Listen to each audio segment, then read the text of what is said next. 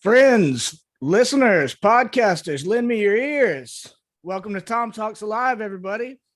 I'm your host, Heath, as always, and I've got a great crew with me today to talk about bugs and swarms and collaborations and underground podcasts and who knows what else. Of course, I'm joined by the GM of Southern Tomfoolery, a man I consider a brother and a mentor in life and in nerdiness. I'm talking about Mr. Adam Kelly. What's up, buddy? What's happening? How you doing, man? I'm good, man. Look at that tracksuit, dude. Who is this guy over here? I've developed a recent interest in tracksuits, so I bought one, and I was like, "Yeah, I'll wear it on Tom Talks." And now I'm regretting it because I'm sweating profusely. But how you doing? You having a good day? I am. It was a nice chill day at work. Got a nice little bit of soft rain, some soft thunder coming in, which will help cool off things, and a good day. Nice. Well, I'm also, as always, joined by the producer here at TOMTalks Alive, an absolute sweetheart of a man with a mustache as immaculate as his jokes are corny. And I'm talking about Josh Richards. What's up? No video for me this time, at least not until the listener questions at the end. But yeah, it's good to be here, man. Yeah, glad to have you. He's just going to be hanging out, lurking in the background till we call on him. Mm-hmm. You might hear... I guarantee you'll hear a corny joke or two just from the ether, you know. I mean, maybe voice of Josh and his corny jokes. Well, as much as I love you two numbskulls, I'm super excited about our other two guests. It's the Ides of March, an ominous day historically, what with the assassination of Julius Caesar, a few years back. Which just feels really appropriate for the GM of our favorite ominous horror-based actual play, the Hideous Laughter podcast. We've got a wonderful person, a great late-night drinking buddy, and an all-around bad influence on me personally. It's Griff and Norman. What's up, buddy? Hey, man. Cheers. Cheers. Glad to be here. Thanks for having us. Yeah. Been waiting until I could get you guys on the Tom Talks. We had to get the STFU thing out of the way first. Yeah, I know. It feels special getting to be on both shows. Yeah, we had to do the formal one, and now you can cut loose a little bit. Appreciate that. I mean, I'm drinking. I would imagine. Alongside him, also from the Hideous Laughter podcast. Well, you know what, Steve? I'll just let you introduce yourself. Hi, everybody. Steve here from the Hideous Laughter podcast. I play Matume and Saw on the show. Comstock Patty Whacker behind the scenes on that Patreon. And you know me from Hideous Tomfoolery, playing a little Cora 6 Natasi, everyone's favorite android metakeeler. Woo! Yeah. Woo! Don't sell yourself short, bud. You're a GM too. I am also a recent GM now, so I grew up finally.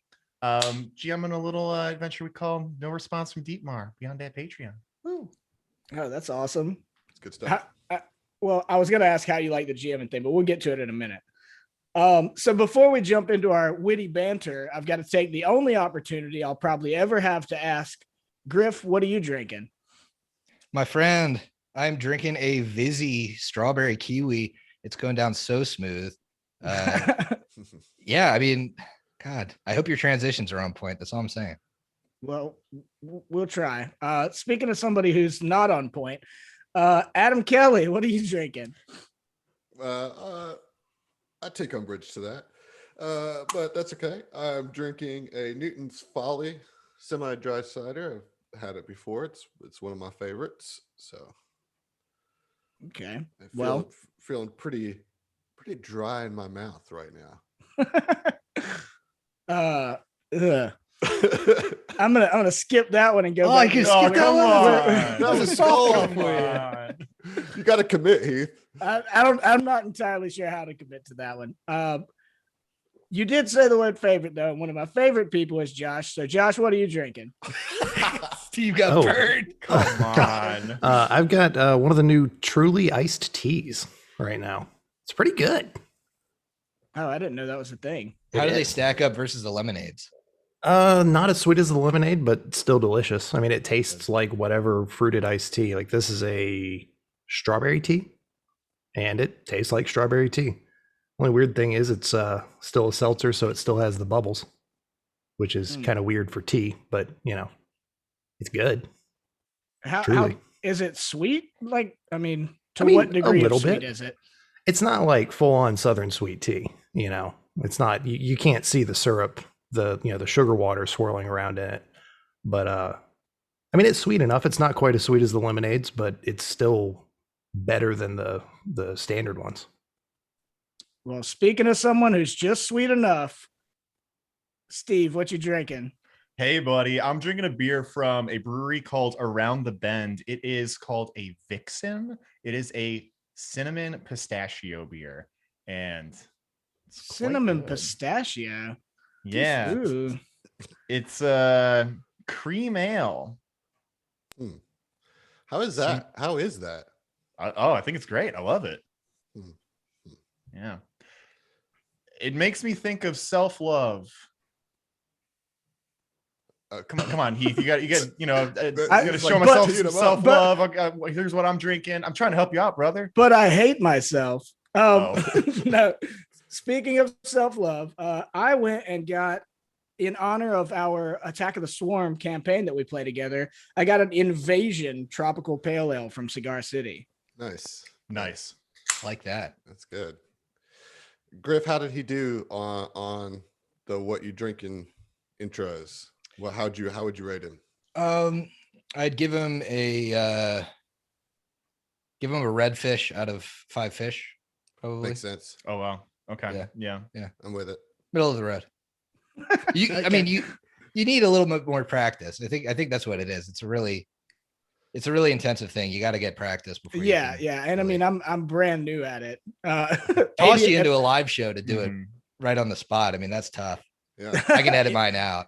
MP Terp is like 48 out of 55 question marks, or perhaps more of a dirty 30. I think it's more of a dirty 30. More of a dirty 30, 30, probably. Yeah. Dirty 30 for sure. Well, we're going to move into our segment shortly, but first I just wanted to kind of check in with you guys. How you guys doing? What's been new? Have you been listening to or watching or playing anything cool lately of note? Yeah, man. I've been playing a little game called CRLM Ultimate, which I'll shout it out here too. It's a monster taming game. It's limitless, so it never ends. It's fully procedurally generated dungeons. It just hit early access this weekend. And I've played there. It's the 4th game in the series. I played all 3 games leading up to it. I was really excited for it to come out. And it's exceeding my expectations already. So I recommend it if you like.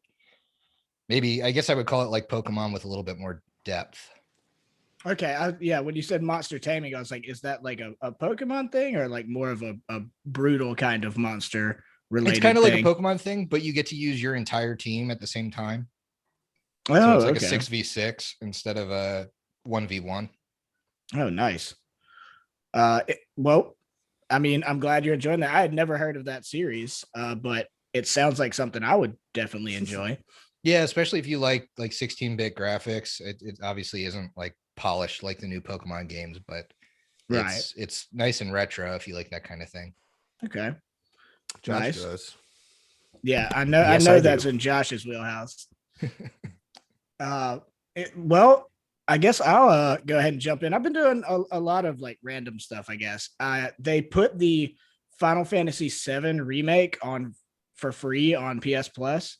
So I got that and I started playing it. But the thing is, I never played the original Final Fantasy VII. So it's like a completely new experience, which I'm also like, I'm excited and it's awesome that I have the opportunity. But already the little bit that I've played, I've had to like message Zach and be like, I don't understand the timeline and like what's going on here. So I've also never played a Final Fantasy game. Do you feel that remake is like a good intro point into the series, or does it feel like super dated? Oh, I'm getting a hard no from Josh. So here's the thing, and I'm trying to stay out of spoiler territory. It is not a 1-to-1 remake. It is you could easily go in and enjoy it from the start without having played one before. Mm-hmm. But it may not have the same impact as if you had played the original. Well, but that's Well, that's because the of whole thing is he because hasn't of played the changes original. that they Right, but make. he hasn't played the original, so the changes mean nothing to him. You but know? they do in this one. It's I without spoiling it, like it almost like assumes that you've played the original. Oh, okay, if- so that's It interesting. does. That's It does. weird. So Like- some of the changes are like story related to. Yeah. It's like fan service changes, It right? I mm, love fans. again, Well, not yeah, even but not when you're when not you're trying to part of the spoil it, fandom. but not trying to spoil anything for it. But yeah, it's the changes are. It's not just like remaster of a game. It's like, oh, we're going to change bits and pieces here and there. There are changes that that the game itself is aware of, that the player should know. I know it sounds kind of cryptic and confusing, but No, that makes a little bit of sense though. Yeah. Well, and I mean, considering I've been playing it like that is definitely the case. And I will say I am enjoying it. The combat's really cool, and I'm still in the process of figuring it out, but it's like a good balance of fast paced, like hack and slashy type combat with some tactical elements as well. And I mean, I'm interested to see how the story progresses, and I've enjoyed it so far. But there are some elements that I was like, okay, wait, this doesn't make sense to me at all. So I just hit up somebody who I know loves that game and can explain to me like what I'm missing. So I'd say in that regard, no, it's not a good entry into the Final Fantasy like thing. I don't know what really is though, because you get Yeah, I the have no idea. classic gist of Final Fantasy from the older games, but unless you like retro games, the older games are super dated at this point, and they've been remade Yeah. and they're still dated. They were like remade on the Game Boy Advance. Dear God. You know what I mean?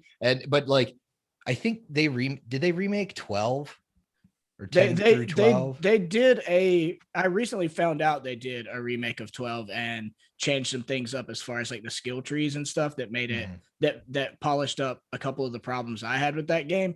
That said, I would say 12 is probably a pretty decent entry point into the series because it's got fairly modern graphics. It came out like on the PS3. I think it was an early PS3 release. It was the end of 2. Yeah, I think it was the end it's of right at the end of PS2, PS2. yeah. Also, I turned my video on because Final Fantasy is like my jam. I had to get in on this. You drew him out. Couldn't stay away. Couldn't stay away. No. Well, Josh, I mean, you seem into it. What would you say is like an intro point to the series at this point? I'd say at this point, a good intro would probably be either 10 or 12. 10 is different theme wise or setting wise than the other ones, but the combat system, in my opinion, is the best that the game has been, period. 12 is great if you like some Star Wars with your fantasy. Here's the thing. What's do. the thing? Oh, you I do? do like He's that a huge lot. Star Wars. Okay. Yeah. Well, I mean, the story for 12 is essentially Star Wars. Like I'm into it's that, yeah. so much that with the Empire and like a rebellion trying to fight against them and stuff. It's very much, and some of the enemies have like the judge characters of the enemies have a very strong like Imperial, almost like Darth Vader-esque vibe to them. Yeah. But yeah, And- it's And the like good guy characters in that game are all really like iconic, cool characters too. mhm. I love Right. 12 holds a sweet spot in my heart. Like I love 12, even though I have a couple of gripes with it. I'd say if you Um, want the classic feel though, go for 9 because it has that whimsical, super fantasy style, like the incredibly unique Final Fantasy style, even if it is a little bit, I guess, childish in design at times. It's, and, it's like, a little character more design. cartoony for This is sure. going to be a controversial opinion. I think if you want to get into the Final Fantasy style of games, you should play Dragon Quest 11 on the Switch. Yes, yeah, actually, Okay. that's not a bad. I mean, bad, like the inroad. story arc is very similar to the early Final Fantasy games too. And combat systems very close to 10. So Yep, exactly. Oh, Aren't you glad you Bippy. asked, Steve? Right. All right. I think now if I don't get this off my chest, I may never. I was just asking to be polite. Well, well, look, I knew there was a do- remake. I wanted to know if it was something you could get into or easy. And now I'd we're say- talking about fucking Dragon Quest Well, 11 you need or to play. whatever. You need to play 7, 8, 9, 10, 12, and then play Dragon Quest as Yeah. well. And then I'll kind of have a good idea what's going Yeah. on. Yeah. Then you'll be Wouldn't into Final No. Fantasy. I'm giving you guys a hard time. That is a series that I am actually interested in checking out one day, but I just am curious if the boat has missed me entirely or if I could potentially Nah. get into it. No, not at all. I will say I don't want Bippy's comment to be passed up to completely sell you on 12. One of your party members is a tall, sexy bunny girl. So There you go. there you So, go. All right, I gotta go. Yeah. We'll finish this up some other time. Gotta go play 12. I appreciate you being here. Have a good one. But yeah, I also I got to be honest, get something off my chest. I had never read the entirety of the Lord of the Rings. I read the Fellowship and I read the Hobbit like 4 times. So I got all of them on Audible on sale. So that's my like project now that I finished the Stormlight Archives. Just like I'm halfway through Fellowship now, and I've done the Hobbit and half of Fellowship, and I'm gonna do them all in one run. Nice. So finally knocked that off my bucket list. And then like the most random thing I think is when I was like scrolling through stuff, kind of getting prepped for this yesterday, YouTube's algorithm just hit me with some Ace of Base. And I don't know if you're familiar with that Swedish pop group from the early 90s, I've seen the sign. but thank you. But Did Ace it- of Base did it open up fucking your eyes? slaps, dude. Like I had forgotten about Ace of Base, and like I was like, all right, I'll do this. And when I think it was The Sign was the first one, and I was like flooded with nostalgia of being like 8 years old, and remembered that was like my mom's favorite band, like in the 90s, was Ace of Base. Just if you're not familiar, go listen to like the top 3 or 4 songs of Ace of Base. They've got a weird like Swedish pop mixed with like digital reggae kind of vibe. Oh, Huh. Ace. All right. Selling them on the Ace of Base. Come here for the good music Rex, folks. That's what happens when several of us have played music together. Yeah. And then obviously, I it's funny, these things always come like right around a special occasion or like a holiday or whatever. Like today is the Ides of March, and I always like to make cheeky little jokes or whatever. But then I thought about it, I was like, damn it, the Ides of March is this like ominous, like bad stuff is coming, and Drew Brees retired, like announced his retirement right right at the Ides of March. So like that's where my heart's at, but my head's here with you guys. Well, I mean, we need appreciate you both. being honest with us. Mhm. Yeah. We need both. You need to let Drew Brees go. He did his time. You need to let He Drew did. Brees He did. I don't want to let him go. No, it'll be fine. He had a fantastic career, but it is like, it's a big deal. It's a changing of the guard. Adam, what have you been doing? You been doing any fun stuff, or you just been completely consumed with STFCon? No, I will say that on Friday I got to play live music in front of an audience in New Orleans again for the first time since March of last year. So Wow. that was really awesome. We moved into phase 3 to where you can have live music in a bar. Obviously, there's still restrictions in place. Everybody still has to wear a mask, limited capacity, all that kind of thing. But it was nice. It was nice to play music within the city of New Orleans again. And so that I did get to do that. But yeah, all the other time has been pretty tied up with getting everything's ready for STFCon. So Nice. We'll talk about STFCon a little more later in the show. But yeah, I just wanted to check in with you guys because we're all friends, and we I don't know if everybody realizes, like, we do record together the Hideous Laughter thing, but it's like just whenever we can. There might be huge chunks of time where we don't, and then we knock out 3 or 4 to like get a chunk put out. So for one, it's just good to see you guys. truly. Yeah. It's good to be here. I mean, All right. I miss our Monday nights together. I know been they too don't long. happen as been often too long. as they used to. It's know. surprisingly we're still through 2 books. Who Yeah. knew it? Setting Yeah. the land We speed did it. record through this AP. Yeah. Yeah. We'll be done in no time. All right. So all that aside, it's time to start the show proper. 30 minutes later. And on TOMTalks Alive, we generally start with STF news and kind of the month in review. But since you guys also have a podcast that's near and dear to our hearts, we can take turns and do kind of STF news and month in review, and then you guys can update us and the listeners about the goings on in Hideous Laughterland. Sound Sure. good? I love that idea, Heath. Okay, thank you. I'm glad you do. We got a lot of plugs. Plug away, plugs my are- man. Plug yeah. away. So as I said, STF Con has pretty much dominated the Discord and the community for us lately. So, and that's coming up soon. So, Yeah. we talked a good bit about it in the last one, but I guess the state of STF Con right now, where are we at with it? We're at 30 completed tables. Just like 29 if you're not counting the ones that I'm running for just the STF crew, but 30 tables. I think there's something like 100 unique players. It's insane. It's insane. Not 100 unique players. I'm sorry.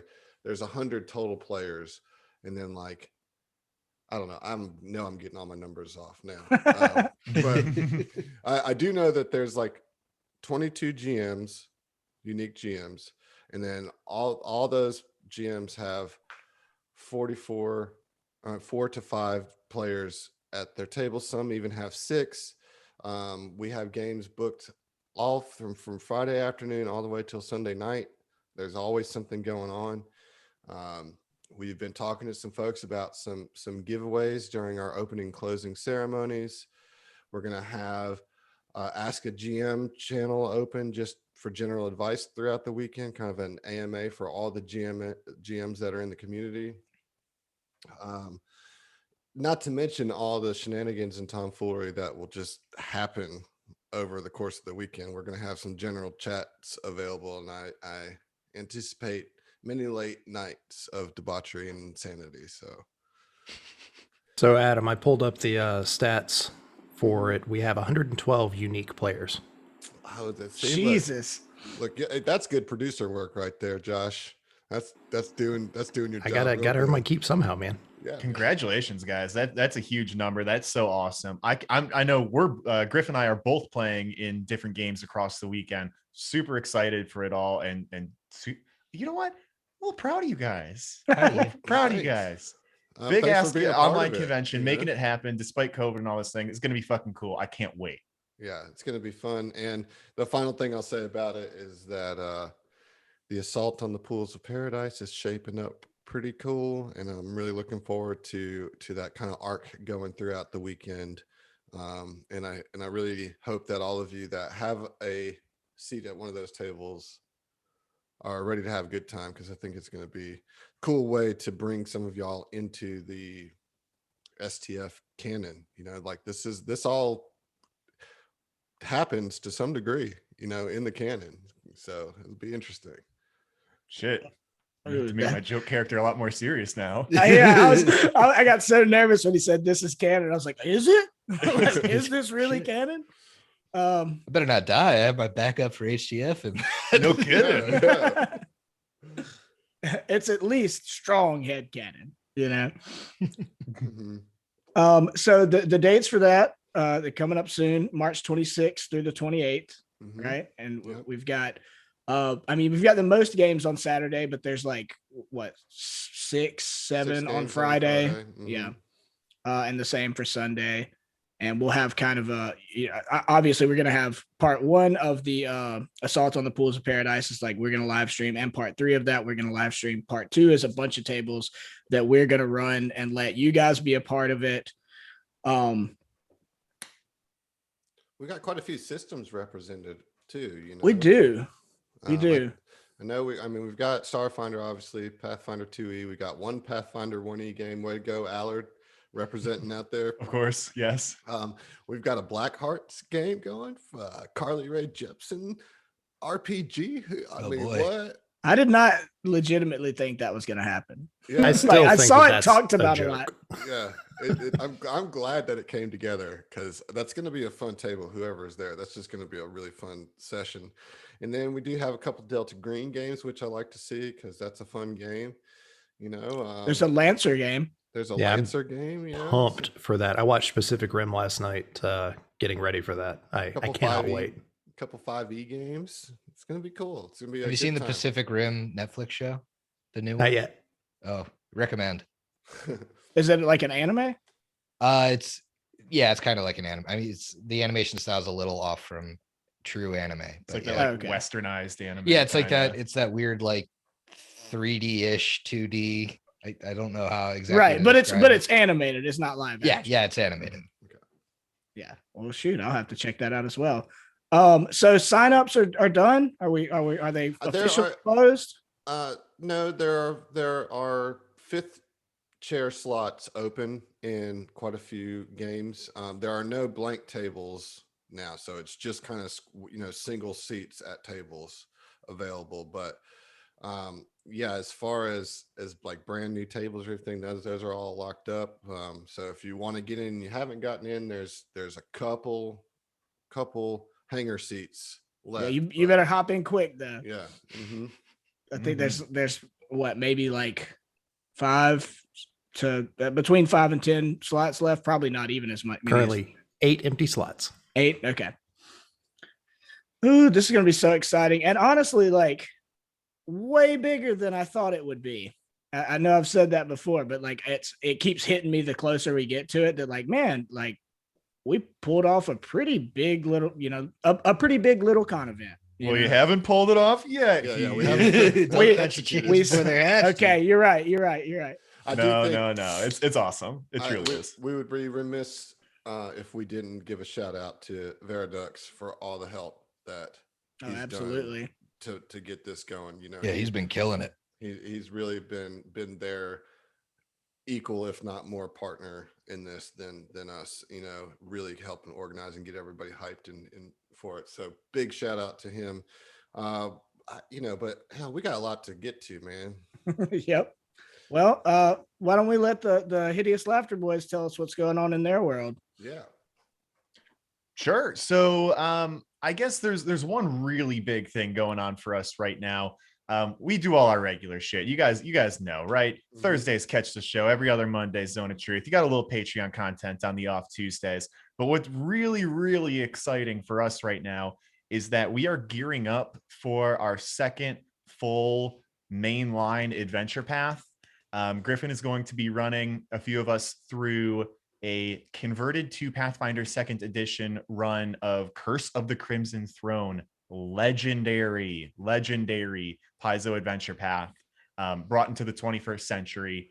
And we are so excited. We've got a Patreon goal to hit it, which we are super, super close to. And we're going to have some serious news for that on the horizon. Yeah. So just announced my character today on all social medias and everything. I beyond excited. That's the big thing for me. Yes. Nice. Yeah. Well, I mean, that's I- the big one. I know you guys have played a lot of 1E in general. I'm kind of surprised none of you had played in that one before, as popular as it is. Curse has been it's a weird AP to invest in because a lot of people try Rune Lords first. We tried Rune Lords first. You guys played all of Rune Lords. Yep. And usually after Rune Lords, you want something different. And Right. so people don't usually pick Curse to go right after Rune Lords because it is kind of your classic fantasy, although it is more one setting than Rune Lords is. And so I think it gets overlooked just by the sheer volume of people that play Rise of the Rune Lords first, and then their second adventure want to do something weird like Strange Aeons or Reign of Winter or something just to more change of pace. themed. And we Yeah. fell into that as well. Mhm. I actually, Eric, my first GM, had the anniversary edition for it. Like we were thinking about playing it, and then we started playing Dead Sons because Starfinder was new, Mm-hmm. and we did that. So it just The nerve, the Hasn't been absolute the- nerve. yeah, but it hasn't been the right place, right time until now. And I was just thinking about, converting a second edition or first edition adventure to second edition, what's out there and what really isn't being done. Nobody has put out a good Curse podcast. It's just Yeah. that it's cursed. So I hope we break the curse. 'Cause Maybe it's not, cursed. though. Maybe not. We'll see. But Well, like, maybe the every 2E show that's is- tried to do it has either stopped or wasn't, never Maybe- really took off the ground. I think there's only one show that I know of right now that's doing it, and they're doing a concept that's so far different from a regular Mm-hmm. adventure path playthrough that it doesn't really feel like much crossover. So we're excited for it. I'm Hell very yeah. I mean, pleased. I'm excited for it. I can't wait to hear it, and are you doing all the conversion yourself? There is a great community out there, Adam, that has most of it converted. So I'm Nice. just doing the I The guess the player stuff. tweaks, and as like, if Bestiary 3 comes out, it has a better converted option than Right. what has been done so far. I'll be changing that stuff up, and I'm doing all of the loot and that kind of thing, and I'm fully converting our book 5, because speaking of having played it, we all did play book 5 of it. Oh, so Oh, really? so yeah, we played it as a standalone because it really is kind of a standalone. So I'm doing kind of a homebrewy module-y thing to Change it up tie the some. story together for a book 5 that doesn't rely so heavily on Scarwall, since we've all played it. Gotcha. Oh, okay. Well, tell me this. So, say I'm a listener of Hideous Laughter, but you guys are kind of the only show that I listen to. I'm not like steeped in 1E lore in general. Like, what's the basic rundown of Curse of the Crimson Throne? Sure. Curse of the Crimson Throne is a corrupt monarchy in a city that already has some really tough problems that it's dealing with.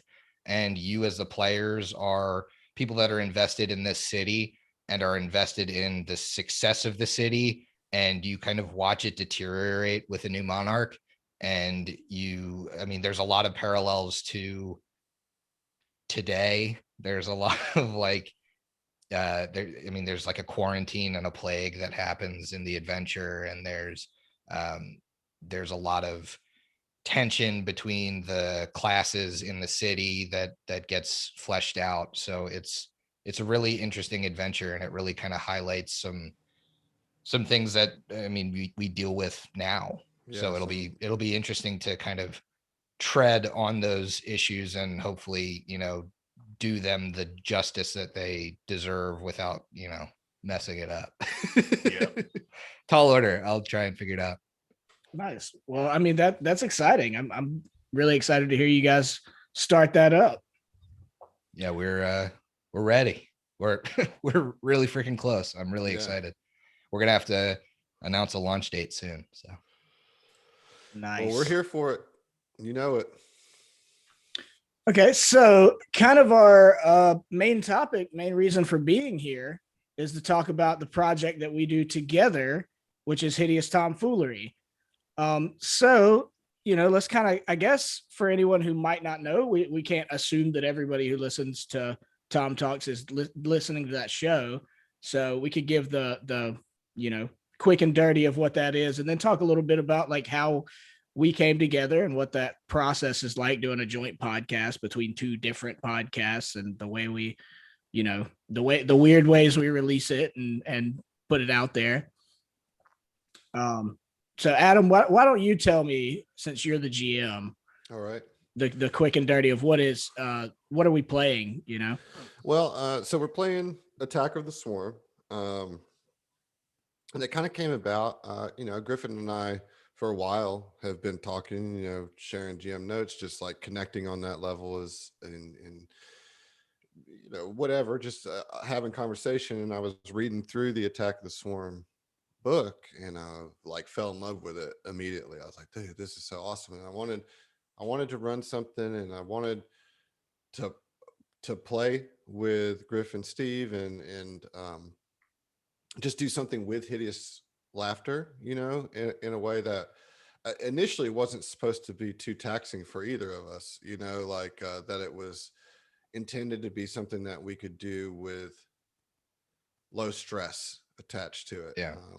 So I brought it up to, I think first I brought up, hey, do you want to like play a game together? You know what I mean? And we kind of talked about that first. Yeah. And we were like, well, who's going to GM, that kind of thing. We weren't even talking about recording it. We were just kind of talking about playing.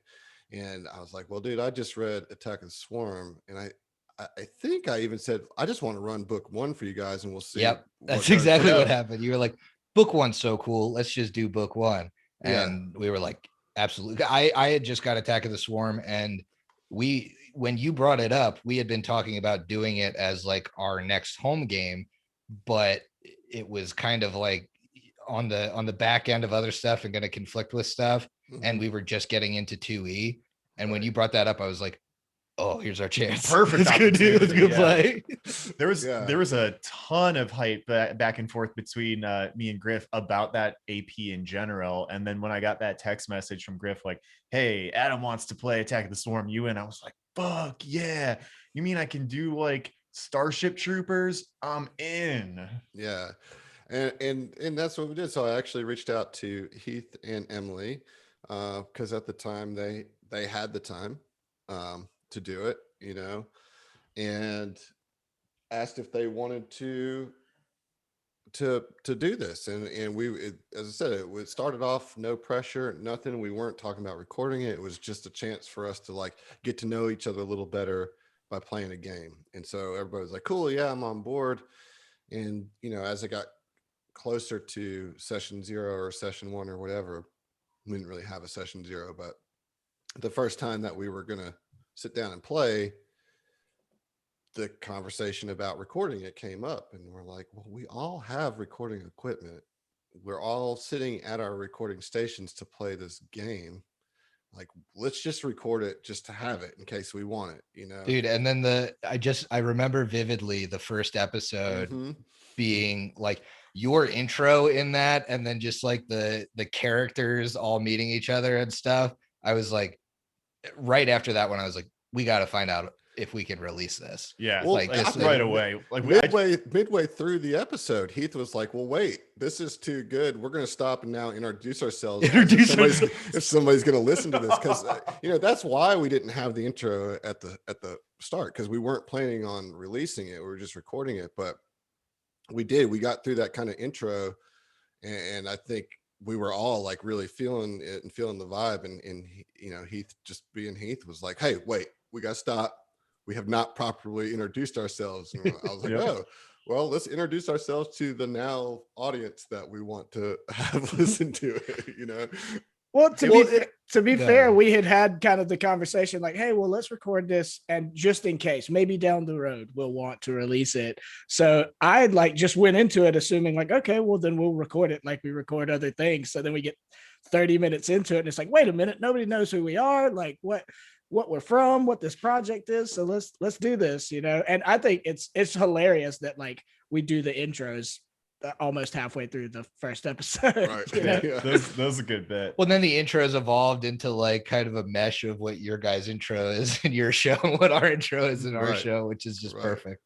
Yeah, like, you know, it just it kept evolving, you know, as we got more and more into it, and like really realized that like we had some fun characters, and like we did have a good table rapport, and like, you know, we all have been podcasting for a minute at that point, so we just came into it naturally, and we were having fun because this was just a fun game, you know. There was no pressure on it, and that leads me to why we keep it underground. You know, like if we start trying to push this out as like a product or a show that has all the backings and efforts of social media behind it and has its own RSS feed and everything, like, and I know that that's been a point of contention for a lot of people, that there is no RSS feed, but every time there's a new batch of episodes, every RSS time. Yep. The thing is once we have an RSS feed, there's no reason not to promote it, and there's no reason not to you know, keeping it this way keeps it underground in our heads, which is so important to the vibe of the show, you know. And the final thing I'll say about the inception of it, and then kind of would turn it back over to you, Heath, or the group, is that we did get about 4 episodes in and realized there was a pretty significant gap in the group mechanically, and also just like, I don't know, just needed a wild card for this adventure. Not, although all of you are kind of playing wild cards. We needed someone with real sex appeal is what you're trying to say. Well, we got Zach instead. So and by extension, Zach's neighbor. Yes. Which, he did have real sex appeal of the show for a long time. Absolutely. No, so I reached out to Zach and said, look, they need an intelligence-based character here, and I also think you'll really enjoy playing this game. And so we brought him in, and that's basically how it came together to be what it is now, Yeah. Well, I think adding Zach was really important because even though at that point the players were, split down the middle, half hideous tomfoolery, half hideous laughter, half southern tomfoolery, it had gotten a little bit tribal in that like Matt and Emily's characters are kind of like a package deal, they're mechanically linked. And then because of that, like, well, okay, their two characters had kind of like lumped off just because of like, as a reaction to that, So Zach came in and just fucked everybody's shit up. It was just like, I don't like or trust any of you. So like, let's hang out and be a party together, Well, and none of y'all liked or trusted him, which helped bond the four of you in a new way. You know what I mean? Yeah. Like, it was. And Vinian's kind of crazy too. Yeah. I mean, just the way he spells his name. Yeah. It's crazy with that many Y's. And that lack of vowels. Yeah. No true vowels anywhere to be seen in his name. So I mean, it's been a really fun joint project to do, and like, we don't really get to do it on any kind of regular basis, but when we do get to sit down, I mean, it's always a riot. It's always a good time, and we end up laughing our asses off most of the time, unless it's like a really serious episode. But have we had a really serious episode?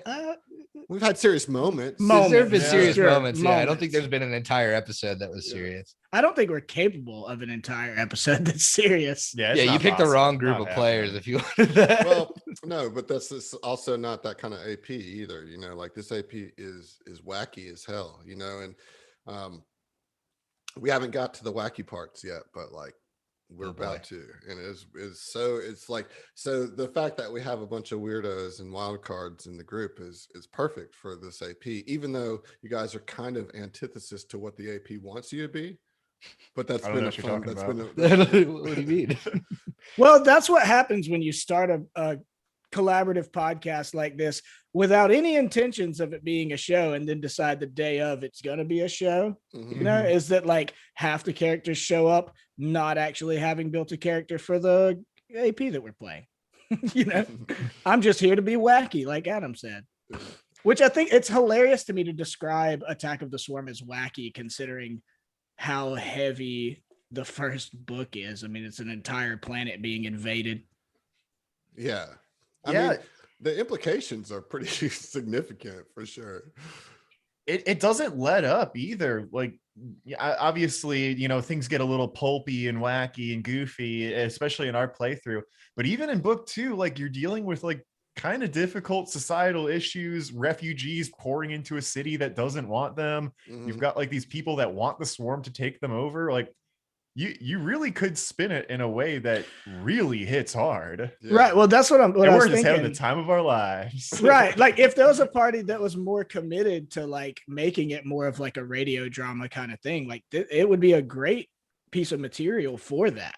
Explain to me how cleaning up the bird shit fits into any radio. Well, drama. that was a throwaway thing they just put in there because we got to get you some XP, and we got to humble you. So yeah, I mean, Adam talked about it a little bit already, but I mean, my next kind of point was, from each of our perspectives, like what it's been like doing a joint podcast, like how has that been unique? I mean, I don't know, had you guys done any projects with other podcasts prior to this, like, I mean, realistically, this is our obviously most expansive one, and definitely, I think it was our first. I mean, we may have had like interviewed people or something, but we've never done like a real playthrough of anything with a fully integrated group between our group and someone else, mainly because like you guys made us comfortable with the remote recording thing. Yeah. I mean, we never did that beforehand. We always record locally.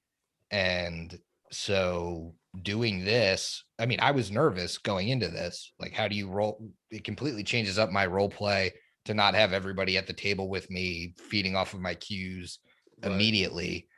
And I think it's turned out really well, but I was definitely nervous about that going into it. And so, yeah, this is our this is our biggest project and our first project, because obviously there's not like another Pathfinder podcast in Columbus to come hang out in our studio. If there was, they'd be competition. Right. You would have already Ohio's our turf. Ohio is ours. Yeah. That's right. That's you either join the Hideous Laughter Productions or you're out. Move to Cleveland. You don't get Columbus. Yeah, it's our turf. So yeah, I mean, obviously it was our first real like committed. I say committed, but this thing was supposed to start not being committed, but I digress. Became committed. It became committed. But it became was, committed to seeing the story through. Mm-hmm. Once we were all like, once Adam said, okay, I know I said we would do book one, and we were all pretty unanimous and no, we want to keep going. I think that's when it became, okay, we're gonna do this. Right. Yeah. Right. Whether it's sporadic or not, we're gonna do this. Right. Well, I mean, we hadn't done really any kind of joint venture like this before. I think the most we've done is like a couple of us obviously doing interviews on shows with you and stuff like that. But I know we've also played to rep the Failed Fortitude Save Collective. We've played in some little one shots with Tyler from Min Maxed. Oh yeah. You know, and that's been really cool, but nothing to this, you know, nothing more than like an episode, you know, than like a single thing. So it's been really cool. And like, it's just been a cool way to build. We already had goodwill, but to continue to build goodwill between two podcasts that really respect each other and you know, as equals and as collaborators. I mean, I think it's very unique.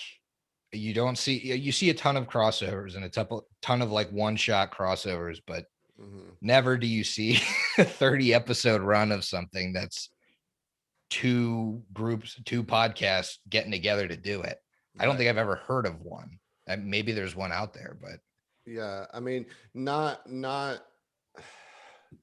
specifically as saying our two brands are working together. You know what I mean? Like I've seen lots of like player similarities, like, you know, particularly in the 5e world, there's, you know, Matt Mercer has done a campaign with somebody from another show and you've done like a 30 to 40 episode run with some guests that aren't Critical Role or whatever, but like it's not advertised as a Critical Role project or a whatever he's running with project. You know, we are, as the very little advertising that we do within our community, are saying, hey, this is a joint project between. It's in the name, baby. Podcasts. Yeah, it is. It's in the name. I mean, I think that's what really sold it. Hideous Tomfoolery. Once that dropped, everybody was like, once I saw the professionally done mashup of our two logos, I knew I was in. Hey Steve, that was my third try. Oh dear.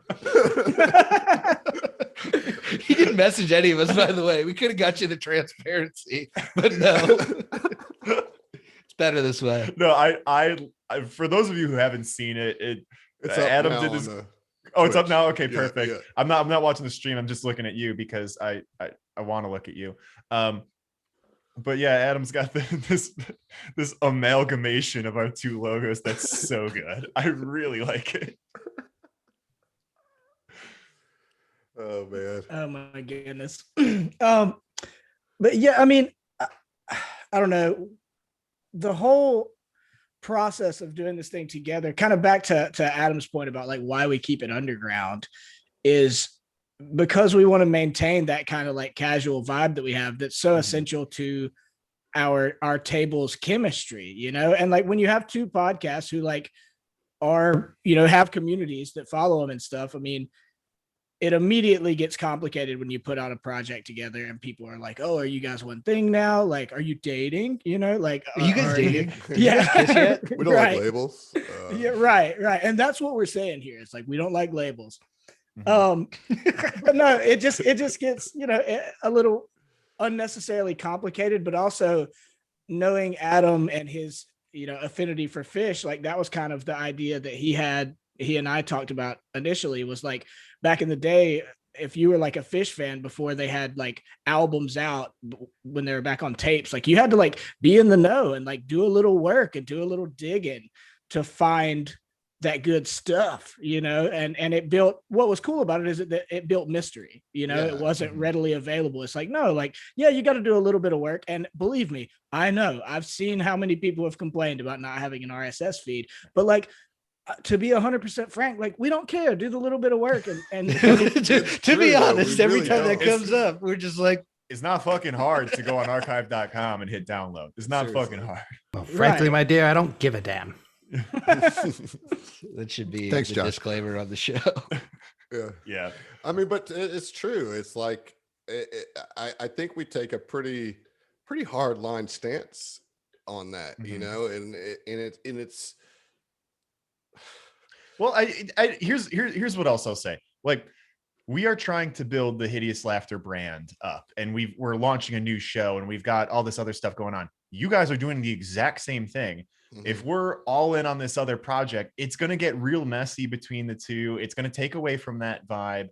And I'm looking forward to like 5 or 10 years in the future when someone picks up our podcast or your podcast for the first time and is like, okay, I'm really liking this show. And then starts listening to the other show because we cross promote all the time. Like, oh, I really love Southern Tomfoolery as well. Or I really love Hideous Laughter as well. Holy shit, there's a crossover between them. Like, right. yeah. And That's then, what- whoa, it's a full AP. I think Right. if we complete book 6, I think we should just do the power move of like, all right, as a gift to Adam, we will pay the RSS hosting fees and we will drop the entire AP at one time. shot. And just Drop be it done all with at it. once, Yeah. tweet about it one time, Yeah. and then just let it at ride. like Set up- 1:02 in the morning. You know what I mean? No, Like, and then start another show, but not put that on the RSS feed. Yep, Oh, Absolutely not. It doesn't go to the Archive.org. RSS feed at all. yeah, start a whole new archive page. Yeah. I mean, but that going back to what Heath was saying, you know, so much of how I approached the podcast and building a community really does come from what I learned about being a Fish fan, what not to do and what to do, you know, and say what you will about Fish, they have made a community, you know what I mean? That is theirs and uniquely theirs, and like is a fun thing to be a part of if you're into what they're doing, you know what I mean? And so I learned a lot from that. And what he's just saying is finding those Easter eggs, finding those mystery things that you have to like have been around a little bit, dig deeper than the surface to find, is so rewarding for somebody like me. And I think that's like a lot of the people that listen to these type shows, you know, like you want to have a lore or a mythos that you can dig into that keeps going beyond what you see on Twitter, on Facebook, on Reddit, even like that there's something deeper there to uncover. It's like buried treasure, you know, and that's just such an exciting thing, especially for people who love adventure. You know what I mean? Like that's, I don't know. So Yeah. Well, when especially in an age of instant gratification that we live in, like I think it's even more, you know, awesome and rewarding when you do have little like nuggets that maybe you have to do the barest amount of work to find, you know, but like you said, the little nuggets that you can find, I just think they make it special. And that's And- why and we're make it releasing the unique. entirety of book 3 on a thumb drive. Yeah. It's taped to the bottom of a park bench in Cincinnati. yeah, There will be a couple thumb drives scattered around the cities we're near. yeah. So The you either entirety- you either come to Mississippi, Louisiana, or Ohio to get the free. Listen, And I can't wait till we get to book 6 because that's going to be the entire thing is going to be on 15 VHS that are only audio. Yeah. You have to have a VCR. Oh man. So I mean, speaking of you know, kind of how Hideous Tomfoolery is kind of unique in that way. Also, the release schedule is really unique and interesting as well, because I mean, you know, kind of the industry standard is weekly or bi-weekly releases, right? You trickle out and build a little bit of hype for the next episode.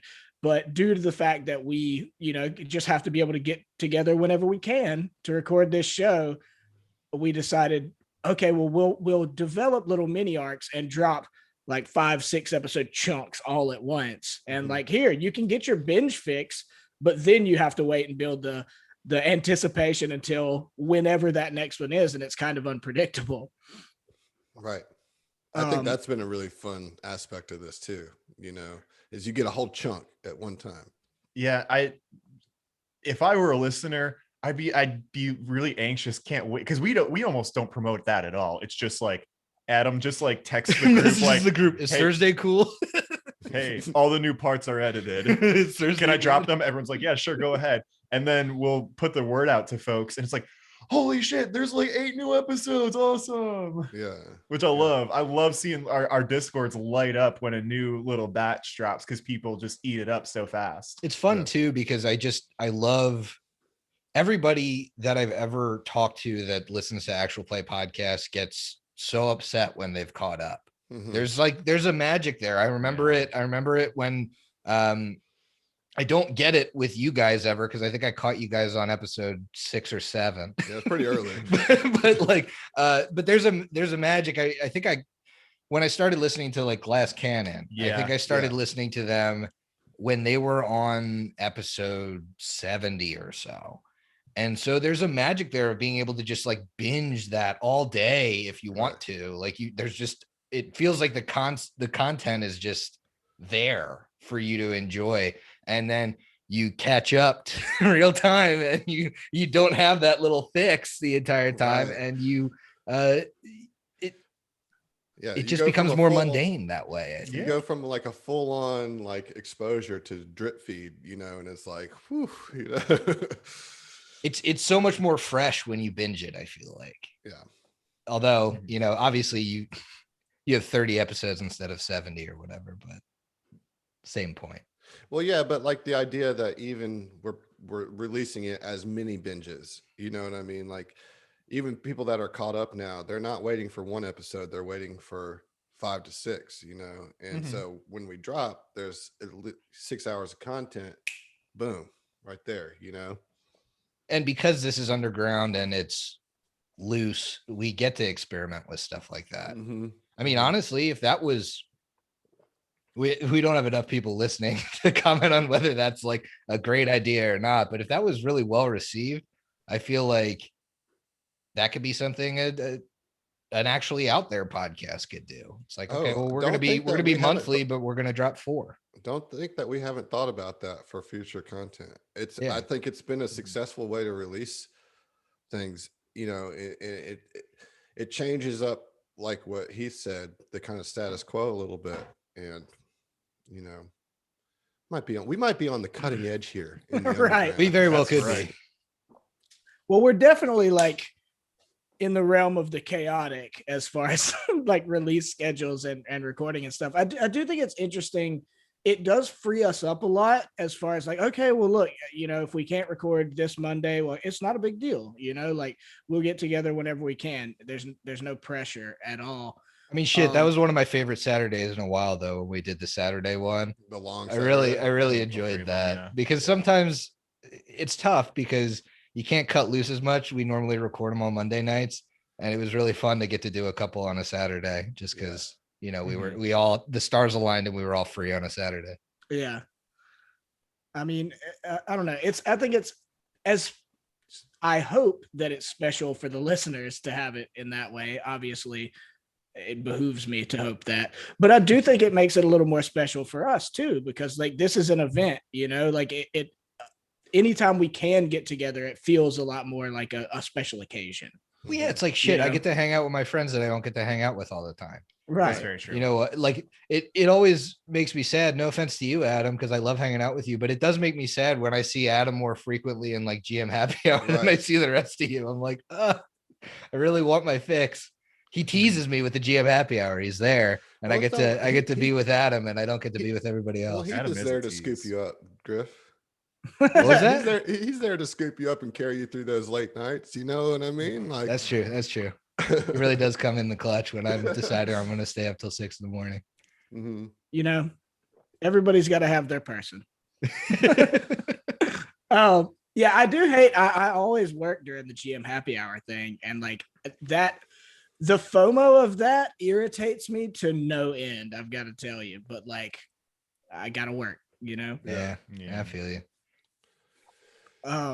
Well, I mean, any other thoughts as far as kind of the release schedule, the unique aspect of doing this project together before we hit our intermission point? I have just a quick question for the three of you while I got you here. Yeah. What is your thoughts about Attack of the Swarm thus far? Now that you got 2 books under your belt, like about the books themselves, the adventure path themselves. How you feeling about it? Oh man, I think book 1 was exactly what I wanted it to be. And I think all the hype around it is well earned. It was very fun, very thematic. And I loved sinking my teeth into it. It felt so snappy, and it was just go, go, go. I could see where, if you're trying really hard to develop characters, it might be a little difficult. I mean, I think we did a good job of still developing our characters in that stress, but I can see it being difficult. And then book 2, I mean, Adam, you keep saying that it's like not your favorite thing, but I had a lot of fun in that, like especially the spaceship stuff and the glitch gremlins and Loachwort. Like the first part of book 2 was such a blast, and I think we handled it. I don't know that anybody in the history of book 2 has handled it exactly in that way. I have my doubts that they did. Yep. Which, I mean, was really fun, and it was great that we could be creative in that space and still pull off a win. It was it was just very fun. I get where like the part 2, like the best parts about the end of book 2, I think were the lore bits that we got. Being a janitor didn't really appeal to me as much, but I think I had a great time playing in like the burning down building session. That like I just thought that was really unique for Starfinder. I've never heard of something like that playing out in any of the other adventures, and it was just, I mean, it's crazy to think about a 5-story building or whatever, and how you're going to use your space tech as not firefighters to like deal with that. So and we got a couple of different unique solutions to that problem. We did. I'll kind of echo Griff a bit. Like, I can see why people might not be as big on book 2, but like, I also really, really enjoyed book 2. I do think it's kind of all over the place. But books like that always tell me that the next book is about to be fucking serious. Like the next book's about to get into some stuff. So if you're running around kind of doing some errands a little bit, it's like, okay, well, don't expect this to continue. This, these little like odd errands and hobbies that you're going to be doing for this second book, because whatever the big meat of this AP is going to start popping off pretty soon in the next couple of books. Yeah. Go ahead, Steve. Oh no, I think to echo everybody that book 1 was incredible. Exactly what was advertised. Book 2, though different, I do think had a lot of you get out of it what you put into it. Like if you really want to RP the shit out of it, you're gonna have a blast of an adventure. And even if you just kind of want to coast, you're still going to get some good lore and everything. I think both were really good. I think my biggest frustration, and I guess frustration's a rather extreme word. So on the General Grievous board. But yeah, put it on the General Grievous board. I need to actually make a General Grievous board. I'll keep up with the General Grievous board and just the board. Yeah, I feel like a general of the Confederacy of Independent Systems here saying that I'm a little disappointed that the AP goes to level 12. And like, so it's just, I mean, book 1 gets so intense with like the storm that they're throwing at you, but even still towards the end, you're getting like little centipedes thrown at you and stuff. It's like the planet's getting fucking overrun. Like, make me level 3 and give me something a little bit more challenging, And that's not to say that you didn't challenge us, Adam, but like it doesn't feel like it's scaling the way I wish it would. Well, I kind of wish. I'm sorry. I was to say, don't worry. It is about to get real serious in that regard. Good. I personally kind of wish, and I know this is something that I'm sure the writers at Paizo and bigwigs at Paizo get just sick of hearing. But like for this adventure in particular, that you're starting out in this like military situation with the planet being overrun or whatever, I really wish you had started at level 3 and like finished at level 15 or something, you know? Yeah, Thank you. Yeah, Yes, I do yes. wish they would do that. Or just like, I wish they would fast track for a book. I wish they would let you do that. Yeah, You like know how go 1 I to guess 5 in a first book, edition, you know? in first edition there's like slow, medium, fast tracks, but a whole adventure will take one of the tracks. I wish they would like fast track you book 1 so you get to like 5 at the end of book 1, and then they dialed it back. And That's a great idea. Yeah, We should absolutely. write. That should be. We should write one. Here's my beef with book 2. Overall, there's lots of great parts of book 2. Okay, but the thing that's supposed to tie it together, I guess, is, or the main villain, I will say, of book 2 is the cult, and the cult is just lackluster as hell. It makes no sense. I don't jive with it. I think there's like, I can't get behind their reasoning. Like I want them to just fall over on their own faces. Like I cannot invest in them as a GM and like play them as an enemy, because all their motivations are stupid, and they're Right. weak too. Like mechanically they're weak as well. I definitely noticed that. I just felt like we steamrolled them, and I was Yeah, waiting for Sister Spark to pull something really cool yeah, out it's at just us. nothing, it's just kind of bland, and like I don't know. And then so all 3 parts, even the dungeon at the end, feels like so overtly stalling. Like I get that you have to stall in these types in adventure pass and everything like that, but it was just like the curtain was pulled too back. It was so obviously stalling, like literally to that is what the first part is the ship is stalled in dead space, and then the second part is you're stalled on doing anything regarding the swarm, because you got to remember what it's like to serve the people, and like, while that did provide a great scenario with the building on fire, think about the other 2 things that you had to do. There's like no good memory about that. They're just things that you did. You I went know and I cleaned pulled out off a a water sick tank, grapple. and then you went and stopped somebody from a fake bomb threat. Like there's just no All right, I legitimately there. forgot we did that. right. No, I was in the same boat as you. I was like, what 2 was other things? No, I remembered the janitor duty, but I was like, what's the third thing? Yeah, that's what I The only forgot. reason I remember it is because I ended the combat with a grapple. Right. Right. That's why I Right. was like, this is sick. I love being a vanguard. I will say that like what y'all put into book 2 made it better, and I think book 2 turned out to be necessary for your party to come together. You know what I mean? Particularly the Lochwort stuff was. He was really- the big bad of book 2. He really Yeah, was. fuck the cult. He was the big bad. Of book Yeah. 2. No, what it should have been is that it turned out that he was the head of the cult. Like Honestly, that would have been not a bad amazing. idea. That would have been Turn amazing around. if he was such a dick to you the whole time, because he's like, he knows you're working for the SDF or whatever, and he's actually the leader of the cult. You know? Yeah. Yeah, have him Well- show up in that, like, even if Sister Spark is the bad guy, have him be like an informant or something. Yeah. Like, that's good. But I guess they don't assume that everybody's going to do what we did with Lochwort, and really bring him to the forefront like we did. Really. Yeah. I mean, kudos out of to that character. Role playing that character. That One of my was- favorite NPC that was voices of all phenomenal. time. For real. Okay, so we've kind of, I think we've been trying to avoid like overt spoilers. We've kind of talked about some of the content of the book or whatever, but before we get to the intermission, and we'll come back and talk about the swarm and like swarms in general in pop culture, I just thought about, I was like, wait a minute, if anybody here hasn't actually started Hideous Tomfoolery, and this is like our, kind of very long elevator pitch, those of us that are here that play characters in it, why don't we give them a quick rundown of like, what's your character? Yeah. Yeah, that's great.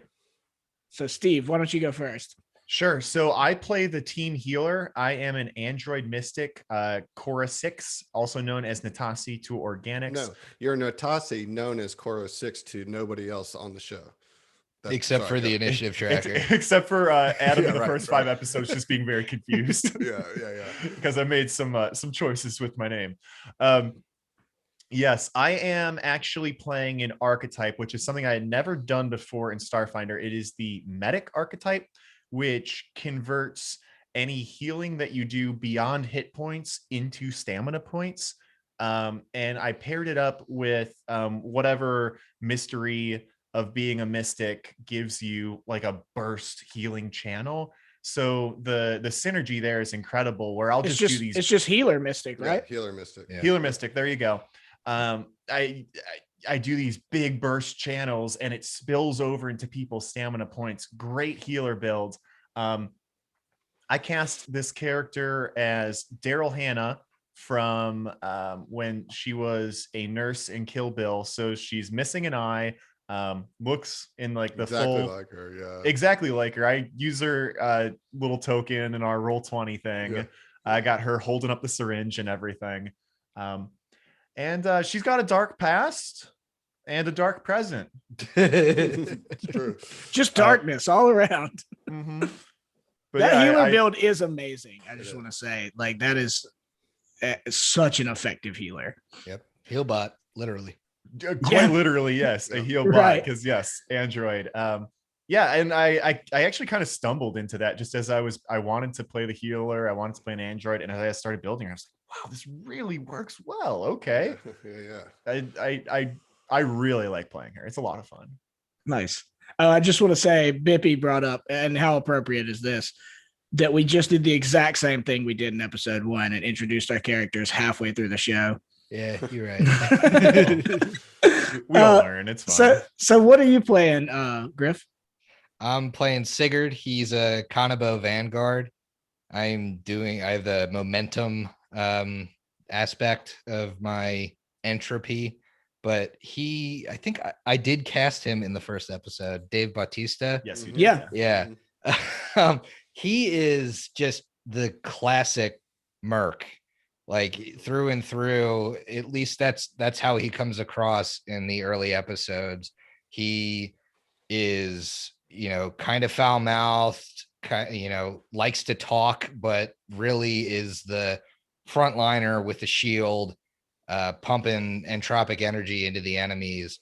And he ends up having some very interesting character development, I feel like, and I'm really excited for his character just because spoiler alert, I guess, is not the classic merc with a mouth. He's a little bit twisted in a way that I don't think he even fully understands.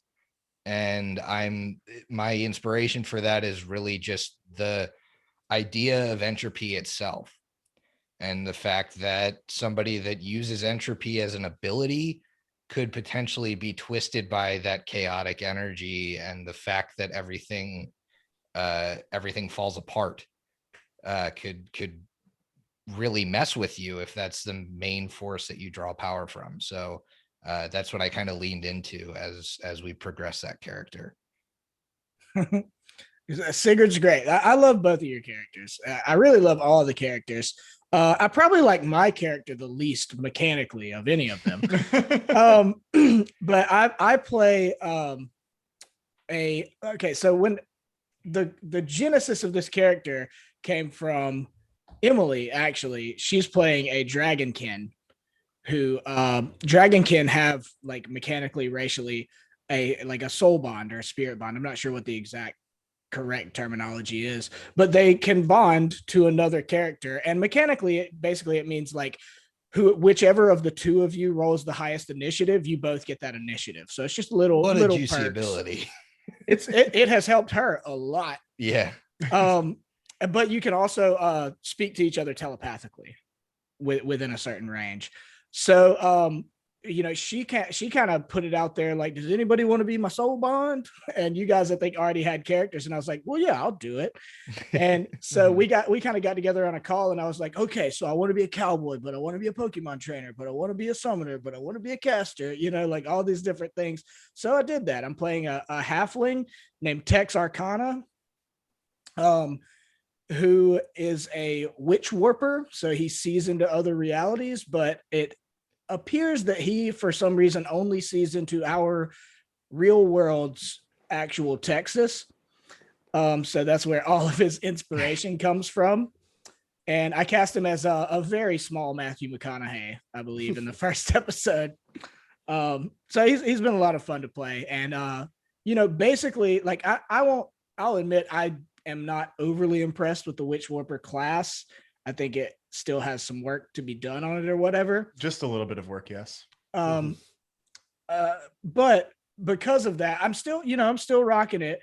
But I've also really leaned into like grenades and summoning are kind of what I do the majority of the time with my tiny cowboy Pokemon trainer.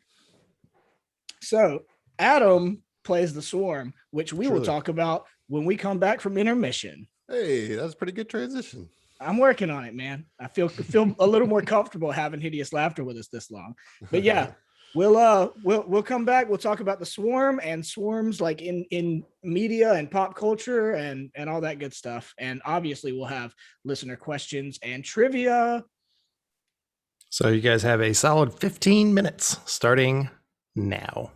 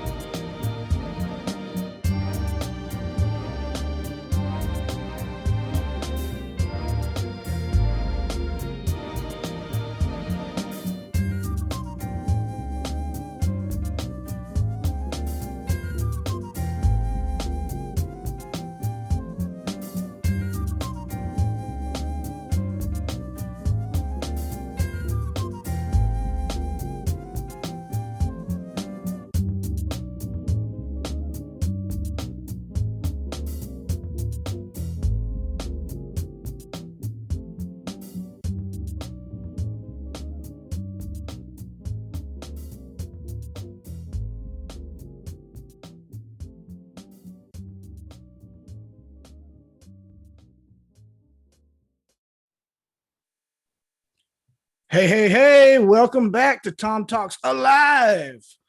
I didn't do that in the first half, so I was contractually obligated to do that this time. You got to get one in every episode. Yeah, every time. The over the top Alive. A good first half, guys. Real quick, is anybody drinking anything new? Or are you drinking the same things? I say that really just to talk about what I'm drinking, but if you got something, go ahead. I mean, if you insist, Heard. you should go. Speaking of someone who consistently insists things of me, Adam, what are you drinking? All right. That's not wrong. I'm drinking a Lagunitas IPA. Classic. Lagunitas? Yep. Heard.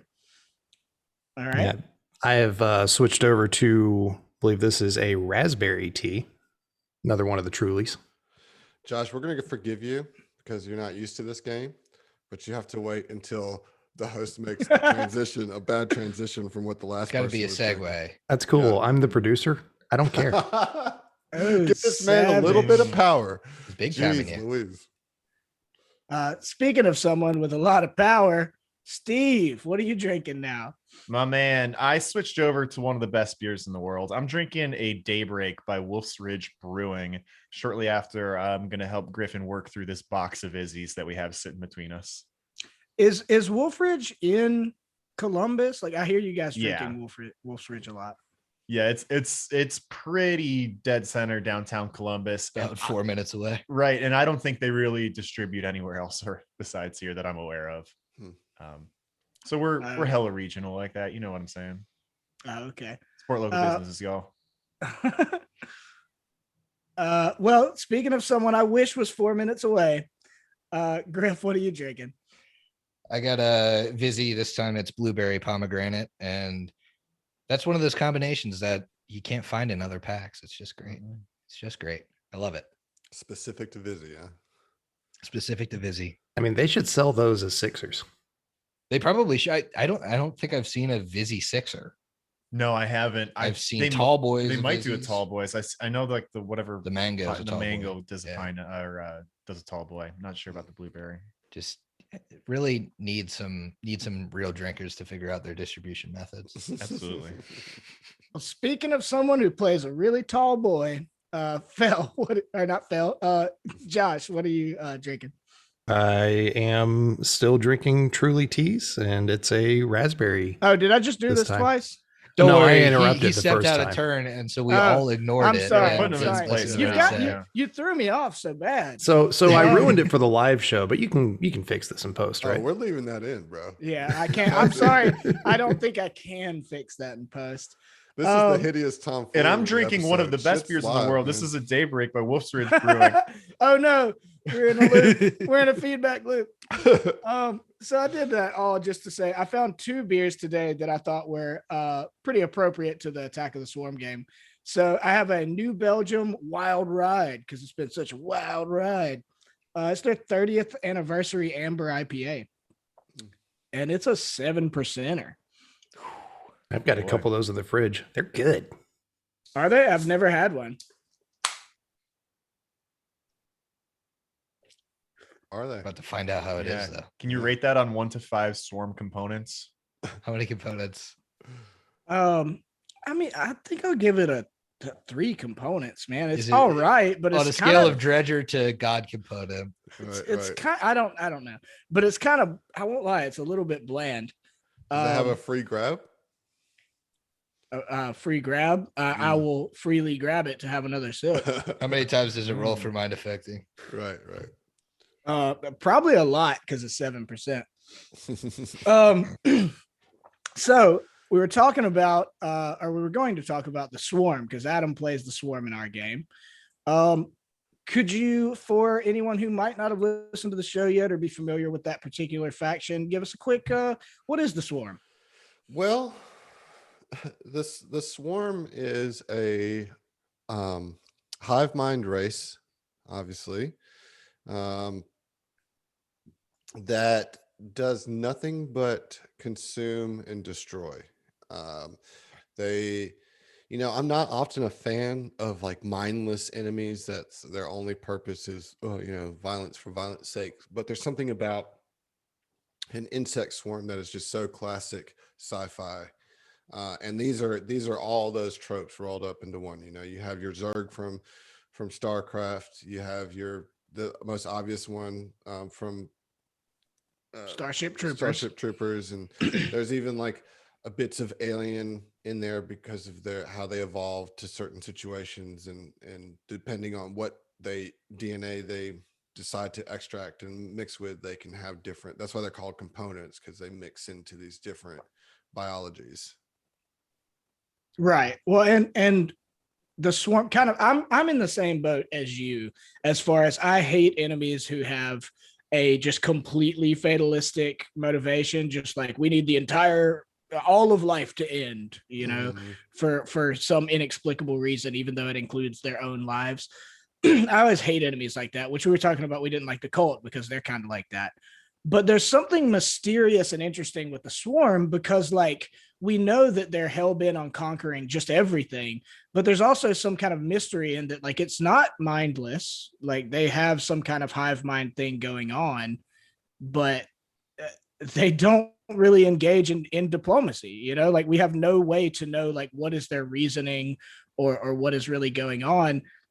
And their ability to rapidly evolve to suit their situations is frankly just terrifying. Yeah, I think by book 2, we're starting to learn that they do have like a rhyme or a reason. Like there is a reason they're going to certain places, it seems like, because of telepathic signals and whatever, and beacons, and how that's tied up in the Sheeran is really interesting. Right. Well, and you know, I don't think this is a massive spoiler. It's probably in the lore in general, but like they, you know, the Sheeran broke off from the swarm. That's why the Sheeran exist, is because they separated themselves, and now they're a really friendly folk that have kind of gone all throughout the Pact Worlds and beyond, and ingratiated themselves to local governments and local people because they're really useful and generally intelligent.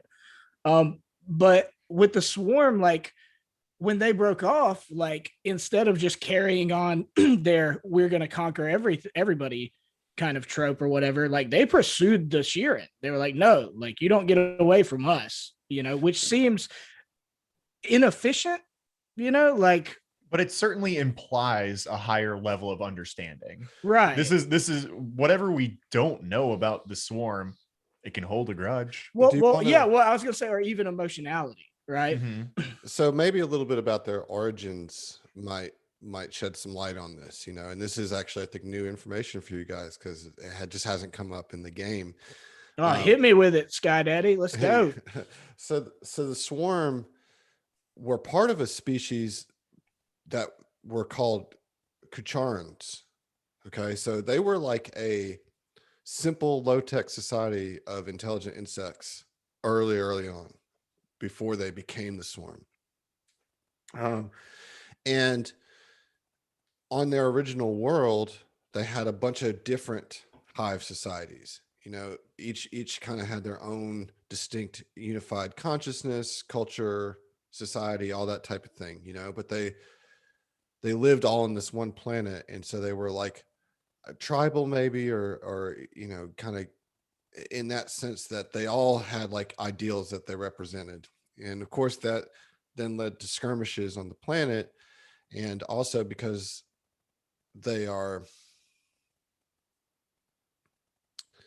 fighting for resources, one hive ended up like taking over and being the dominant hive. And part of why they were able to do that is that this particular hive developed that ability to assimilate DNA and evolve very quickly, very specifically for the needs.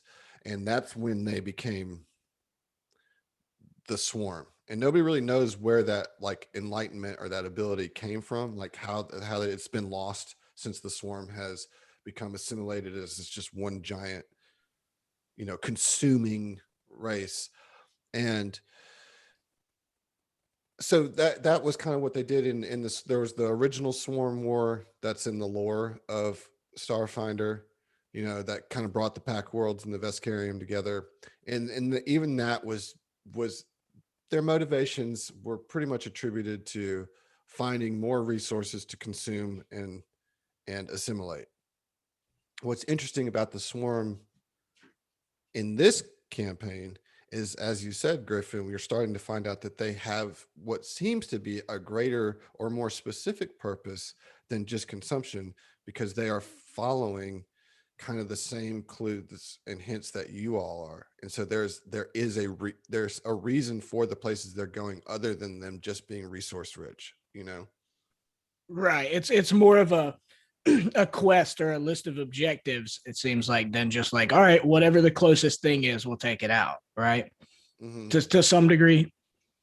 Right. Can you tell me this, Adam, from what you were saying based on your description, the swarm, I guess prior to the current swarm, now I'm all mixed up with my swarms. Was the implication that they intentionally like engineered this ability to evolve rapidly, or I mean, they've lost that information, but I was wondering if there are any implications that you found.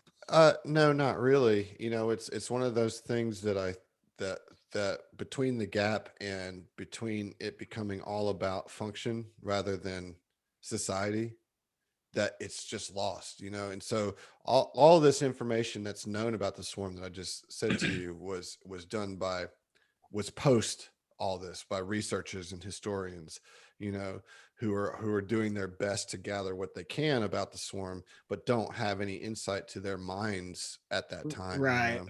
Yeah, I think you can speculate that as a divided species, the idea of rapid evolution is not necessarily there until there is a hive mind. And because there's a hive mind, the ability to evolve for purposes then kind of comes to the forefront. And then you see that being an insectoid race has its advantages in the sense that it can rapidly evolve.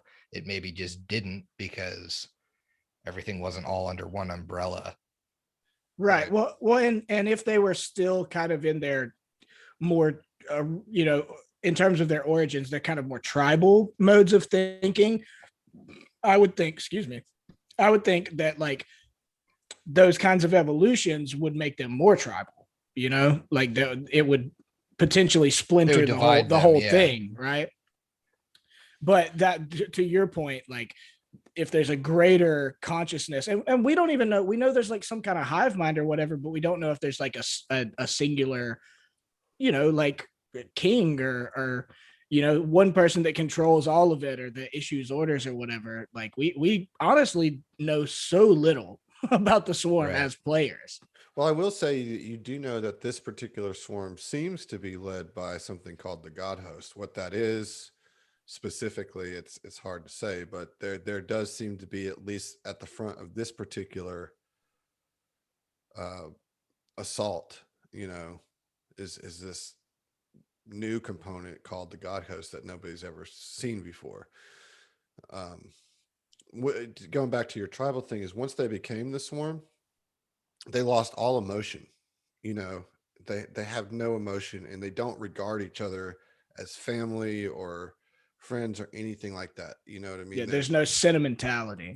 Yeah, not at all. You know, like they're all willing to die, willing to kill it without even thought, just because they're acting as one organism against whatever, you know, towards whatever goal they're heading towards. So that's why I like to think of the Sheeran as like evolved for a purpose, and then that like got away from the swarm. Well, you know, yeah, I mean? no, they like evolved if they're and then got that emotionality back. Like the evolution of them created something that allowed them to break free. Well, or you know, an interesting concept to me is like, what if the Sheeran's purpose always was to maintain that emotional core so that they didn't just become, to me, I can't help but think of the swarm in their current state, like we're describing them, as like they're all just cogs in a machine, you know, Right. like they're all replaceable parts. And what if the Sheeran were there to like maintain a sense of sentimentality and familial relation, you know? What if the Sheeran were supposed to be the diplomatic wing of the swarm? I think that's, I don't know this to be 100% true, but I do think that is very likely the case. As this evolving And as soon as a component gets the capacity to have empathy for something else, then it's no longer a swarm. And the Sheeran, now Hylax has a big part of granting Sheerans the ability to fully separate from the hive mind. But I do think that absolutely that's where it started. You know, the first origins of the Sheeran must have come from an idea from the hive mind to have some sort of like understanding of emotion so they could better take advantage of them, and created the possibility for a section of the swarm to then become the Sheeran. See, that's such an interesting concept to me. That the utilitarian aspect of it, that like we will evolve something that is more capable of emotion, um, so that we can go and use diplomatic relations to just continue to conquer, is like terrifying and like super Machiavellian. And indicative of a hyper intelligence of right? a very high level of intelligence from somewhere. Much more sinister and creepy than just a wave of clacking mandibles and shit in these plates coming at you. A kind of bug-like looking person that butters you up to receive that killing blow later. Right. Well, okay. So that kind of brings up a point that I wanted to discuss a little bit in an interesting way. You said that it's more sinister if they have this kind of intelligence that would use like emotionality and diplomacy as a tool to still do the like, the conquering and the evil or whatever. We don't know. We can't inherently say they're evil. Maybe they're right, but that is a more sinister thing. Just think of like horror movies and stuff. It's the like psychological part of that horror that I think is more effective a lot of the time than just the blunt force of something being scary physically. So I kind of wanted to talk a little bit about like swarms in general in pop culture. Like that was kind of the next part of the segment I wanted to do is like, what are the cool swarm movies and stories and stuff out there or whatever. But now I'm like balancing that with, okay, well, also, do we have examples of swarms that are led by like a hyper intelligence, that can use sentimentality and use emotionality and things like that? So I can actually kick us off here and kind of bridge the gap. Come on, dude. This is going to dig really deep into my archives here, but there is a trilogy in old non-Disney approved Star Wars lore called the Dark Nest trilogy, that takes place after the New Jedi Order series of books, this giant initiative where long after books or episode 6 wraps up, this invading force comes from outside the galaxy. They're called the Yuuzhan Vong, and there's this giant galactic conflict, and they end up wrapping it up. But this trilogy takes place right after, and it deals with some of the fallout of that. This war, geez, I don't know if I'm going to get all my details right here, but there's a world that gets disrupted by this invasion, and they have several different hive minds of creatures called Killik, Killik.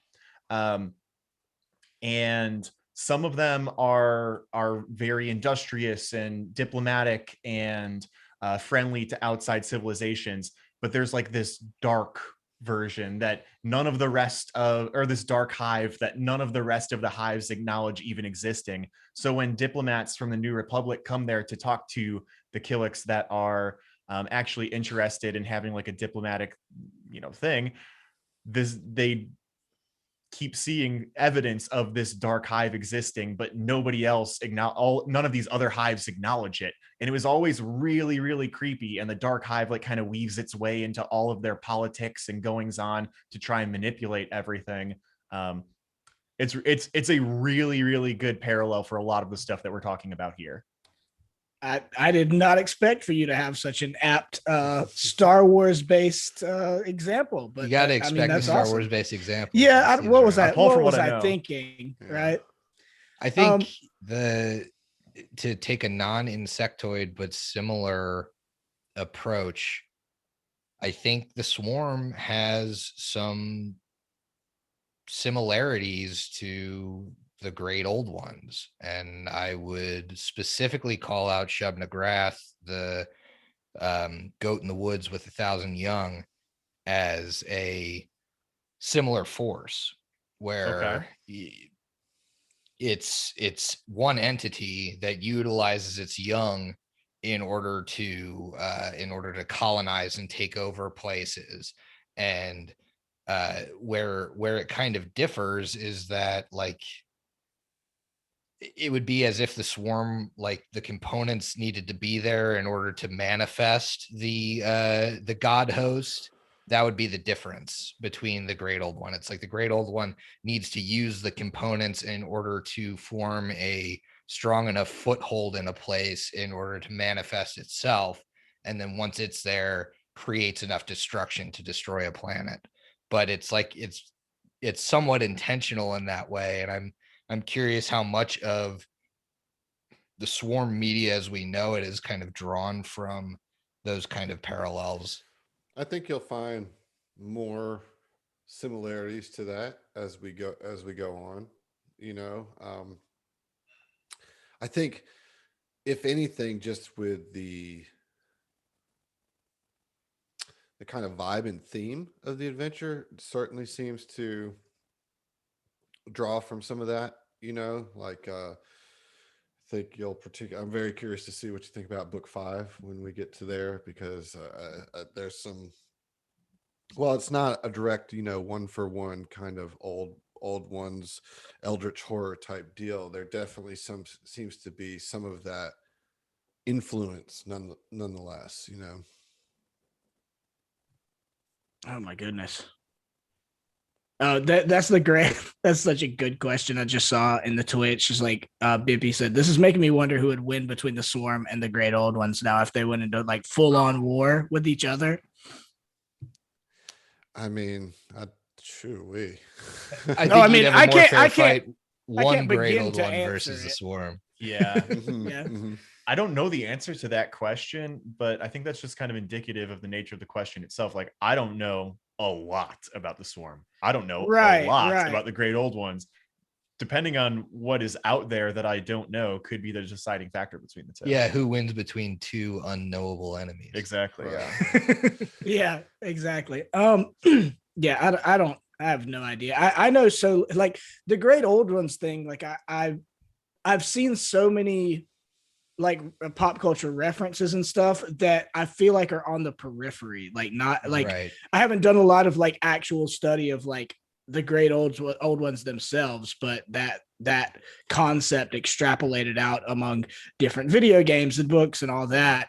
Like I get the general vibe, but that's all I get, because like the whole point is that they are mysterious and unknowable, and if you do come to know them, you lose all sanity. Well, what I'm hoping is that it's a similar concept where the more we come to know, the more it's like, I mean, to the point we were making earlier, like if they're actually making these informed moves to create the Sheeran and that kind of thing, the more we know, the more it's mind breaking how intricate and devious this hive mind is. I will say that if the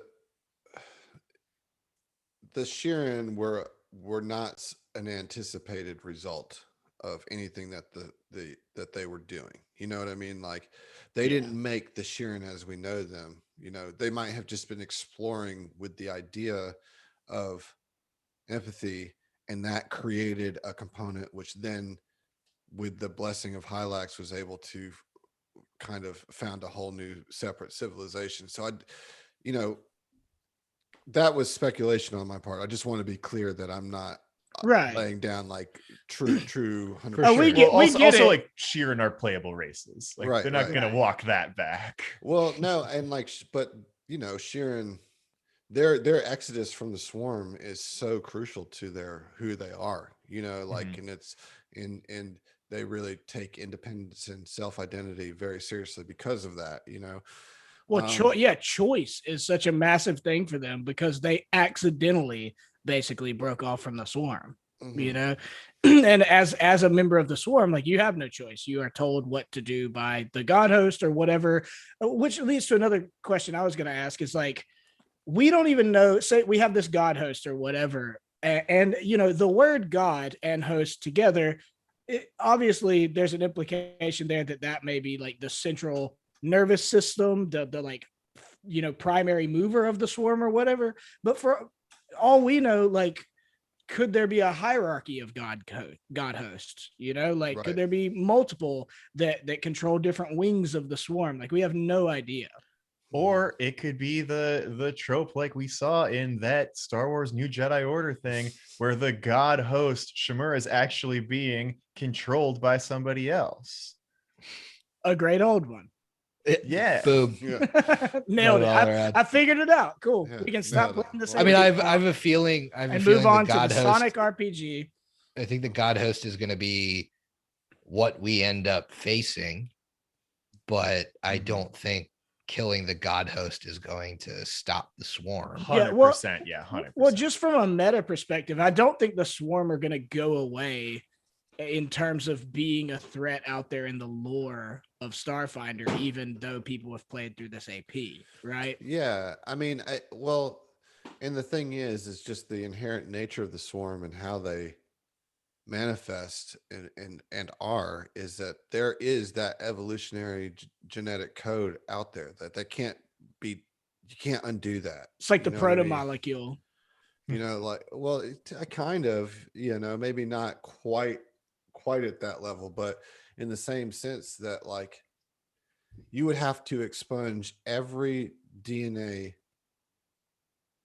strand that's ever been associated with the swarm, including the entire Sheeran race. You know what I mean? Like, and that's not Starfinder. Paizo as a company is not going to do that. You know, Right. like, Yeah, not going to endorse wholesale. yeah, genocide. Genocide, yeah. Right. So I think what I really want you guys to take away from that is that there seems to be some specific element of the swarm here that you're facing. You know, Yeah, I think Right. I think I was under no delusions that this wouldn't be something similar to Against the Aeon Throne, right? Against the Aeon Throne, it's the title, and also just kind of what I assumed was like, you're gonna take down the Aslanti Empire. No, you're just like dealing with this one little You're dealing thing with that's related one to it. fringe, like, Yeah. you know, outside of the even normal hierarchy of the Aslanti, like, tiny little moon prison base, you know, And- like, And that's kind of where I figure we're going with Attack of the Swarm. Yeah, maybe if it is sanctioned by a larger swarm presence, but there is going to be one conclusive issue that we are going to deal with. I don't know what it is yet, but well, I mean, We're not we're not gonna think of it. defeat the swarm. Well, no, I just think Or they of would it have as called like, it defeat of the swarm. I just think of it as like a faction. Like, this is one wing, like one faction of the swarm. And maybe, hey, us, whatever we do, if we end up beating the god host or like stopping this one faction, well, that's great, because that like repels them from this large chunk of like near space, whatever. And that's a huge blow to them. But that's, you know, at 10% of their forces or whatever. Yeah. I think what you guys are missing is that you haven't read the title of book 6, which very clearly is Defeat of the Swarm. Yeah. That's not true. Don't worry. Defeat of the Swarm, book 6. Yeah, no. The right. thing is think about it, is that there's already been a swarm war in the back lore of this game. Yeah. And here we are again with another swarm threat. So 30 I will- years later. yeah, I will say that the point of this AP is to stop the current swarm threat. You know what I mean?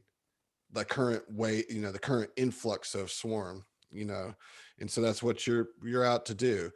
But what does that mean for the greater universe? Who knows, you know, but you are trying to stop this this flare up of Flare of up like swarm. the swarm is herpes. I mean, Paizo is Swarm is precious like- with their big bads, right? I mean, first edition has 3 adventures stopping the Rune Lords and 2 adventures stopping Tarbafon. Mhm, Yep. mhm. Just wait And they until ain't you- going anywhere. Just wait It's till cra- the Aslantes teams up with the swarm and they combine their technology and DNA, dude. Like, It's oof. super crazy that the last book of this AP is called Defeat of the Swarm, and then the first book of Ride Free or Die is called The swarm's back. The swarm's Right, back, baby. the swarm's back.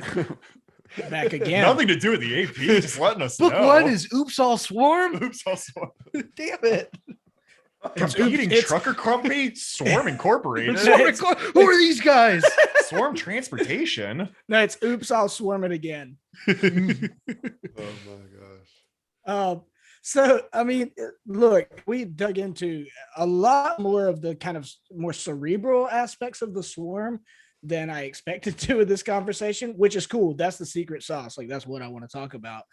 But I was going to ask about kind of in more general media, like, what is it that, why is there such a fascination with swarms, like in a more general sense, not like this version of the swarm? Because I mean, there's tons and tons of movies, and particularly B horror movies, with swarm based terror elements, right? I think it's a huge component of that is not necessarily the bug enemy, but the fact that the idea of an enemy able to act as one with perfect information and perfect maneuverability with themselves and perfect communication. I mean, you would see it in the reason a swarm is scary is the same reason a necromancer with an army of zombies is scary, is because the necromancer is the hive mind and controls all of the zombies. So in media, the scary thing about a swarm is that it can overwhelm anyone so easily, because there's no possible way for free-minded combatants to ever be as organized as a swarm. Mhm. Well, but a lot of like iterations of kind of swarm horror or suspense movies or whatever, there's not like a central controlling entity, right? Well, and those are just big bug movies, though. Right, but there's still, there is a tradition and a successful tradition of swarms being something that terrify us as individuals. You know, I mean, the movie The Swarm, which was about a giant swarm of killer bees, being an example. There's not like a king bee who's a necromancer who tells them all what to do. It's just a scary bug story, much like Arachnophobia, you know, or movies like Eight-legged that. freaks. Well, here's one thing about the swarm, and this may or may not speak to what you're saying, Heath. But one thing I think why it's used a lot and why it horrifies us as humans in such an appealing way, or that makes us like kind of see something in it, is that most of the time swarms are about massive consumption. And so it's like a mirror to humans who are massively consuming, you know what I mean? And destroying things as they consume. And so it's like, there's that layer of kind of like warning that how much different are we from a swarm who just lays waste to everything that we touch because we have such a desire to consume and take all the resources. I mean, most swarms have that kind of aesthetic to wherever they go, they destroy and consume all the resources of the place that they are. And I think that like most really significant horror tropes or monsters is really a reflection of a type of monstrosity that human beings can be, you know. And to me, that's, I think, what really drives swarm stories is this idea of consuming to the point of eradication, you know. And it's scary because we can see it way too clearly in ourselves, you know. I think that's a very high-minded answer, but I don't 100% agree with it. I agree with a lot of it, but I think there are definite like exceptions to that rule in pop media, in pop culture, with like just general like swarm monster movies and stuff. It's not the, like in Arachnophobia, it's not that they come through and consume everything and we can reflect on ourselves. It's that they do physical harm to us. And there's so many of them in a very physical sense. There's so many of them that there's not a way to win and see yourself out of a situation, because the terrifying thing about a swarm is that like you as an individual might on a good day be able to fight off 4 or 5 different people, 10 or 15 or 20 throughout a day if you're like a soldier and you're dealing with them at one at a time or whatever. But swarms it's the overwhelming nature of them that's a very like primal, very physical kind of terror that I think a lot of movies and books and stuff emphasize just as often as kind of the point that you were making. Well, I think it's kind of one and the same in the sense that we are the swarm to every other species on this planet. We are the thing that's overwhelming them. Yeah, a wolf or a lion could take us on one, right? But a mass of humans against a lion, which happens on a regular basis, taking that lion down, you know? Well, it's the same reason why a human is a direct parallel to your classic unstoppable serial killer trope, right? The way humans used to hunt was just tire something out. Right. Literally just follow it at a slow pace and tire it out, just like fucking Mike Myers does. Yeah, I just think that I mean, obviously there's just like the inherent surface level scariness of being overwhelmed by insects, you know, like, and that's real, and that's a thing that you can use for horror. But I think what makes it horrifying to humans is that we relate it to our ability to do that. Like, you know, there is not a single other life form on this planet that humans don't swarm over. Yeah, when I think about the swarm, the uppercase the swarm from Starfinder, I think a little bit about, I believe they're called necromorphs in Dead Space, where it's not necessarily scary that people are being converted into these giant creatures with claws and that want to come at you and attack you. It's that there are these giant like monolith idols that convert massive amounts of people into those things. And you can very quickly see not only the eradication of self, but the eradication of your entire society. If you die, it's not that big of a deal because you still have like your family's going to grieve over you. Your friends are still going to, talk about you and remember you. But where you're talking about complete erasure of the concept of individuality and your legacy. I've heard a quote a couple times that you die twice, right? You die once when your physical body leaves this earth, and then the last time you're forgotten. Last time someone ever says your name, when you're forgotten. And that makes that second death so immediate that just, if one of those like beacons that turns everybody you know and love into necromorphs like shows up in your town, done. You're not only dead, but you are erased effectively from all of history. And that is what really scares me about a swarm type of enemy, is that not only could you die, but you lose your identity. It's gone. So without a higher level, like a hive mind or like a necromancer with the zombies, what is the real visceral difference between a movie about a swarm or a zombie movie and a natural disaster movie? Because they're the same thing. Yeah, pretty much. That's an incredibly valid point, and actually that's perfect, because I was about to bring up that I think in terms of movies and cinema and stuff that are more about that the swarm doesn't have a singular intelligent controlling entity, right? That's just like the swarm, the classic like B movie or Arachnophobia or whatever. Those movies are so terrifying. And I don't mean to disagree with Adam at all. Like I completely see what you and Steve are both saying, and I 100% agree with it. But I think there is a chunk of media that just focus on like the swarm itself and not something controlling it. But the difference in those movies, I think, is the connection to our humanity is that it's nature rebelling against us, like, and I think that speaks to something in us very deep and very old, because I mean, like, you got to look at the biblical, like the locust being a sign of the plague and the end times, like this is the notion of the swarm being a sign of the end of the world, the end of all, the erasure of society, right? Like Steve was saying, is so rooted in us in a narrative sense, not in a like it's actually happened that many times since, but like the stories that we've been told for thousands and thousands of years have implied those things. Yeah.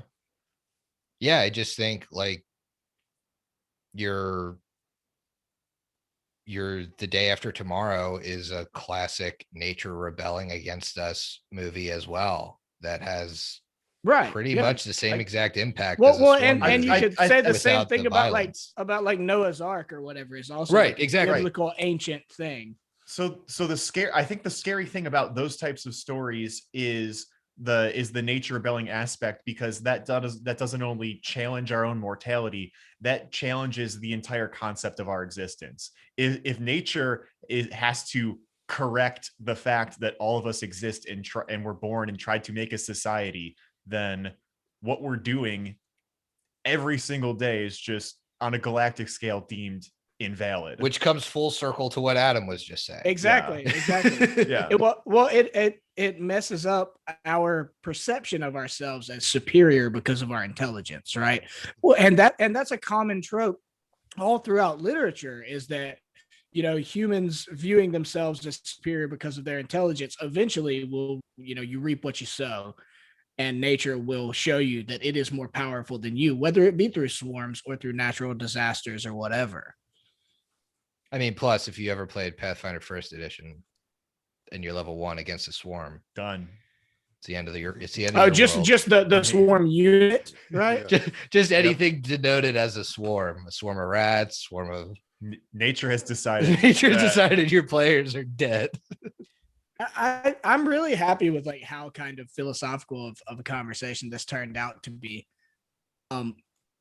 But to like kind of get a little lighthearted again, I did want to ask, like, do you guys have examples of like your favorite? Maybe I know you guys at Hideous Laughter, you have a tradition of like watching bad movies with your Discord people, right? Like, do you have any favorite like bad swarm movies or movie like? And swarm technically is supposed to just mean insects, but I mean like the grander, like being overwhelmed by a lot of things, particularly little things. I have two. My first one, I made them watch for book 4 Mhm. of Carrying Crown, Slither. It's So I watched Slither with you guys. yeah. Yep. It's just a classic, and that one is more of a, I guess, hive mindy one. It makes me think more of like a great old one than it does of like bugs, just because it's like an alien entity that's come and reproduced and invaded a town. But one of the just most whack swarm movies I've ever seen is, I think the title is literally just Leeches. Ugh. And the premise is that there's these guys that went to a lake. They're like high school students that are all doing steroids, and the leeches get like a taste for their blood and get mutated by the steroids. And you have these swarms of leeches coming out of the drains and consuming them when they jump into the water. And eventually they get strong enough to like get out of the water. And it's futile for the group of co-eds to defend against them, because they've gotten huge off of the steroid blood or whatever. It's so stupid. It's so fucking funny. Adam, do you have a favorite swarm movie? It could be a good one or a bad one. I don't have really a care. swarm movie that affected me deeply early in my life. And this might be out of left field, but The Birds. The Birds? Okay. That's a good Yeah. one. That's a good one, yeah. one. Good that answer. movie has made me terrified of birds.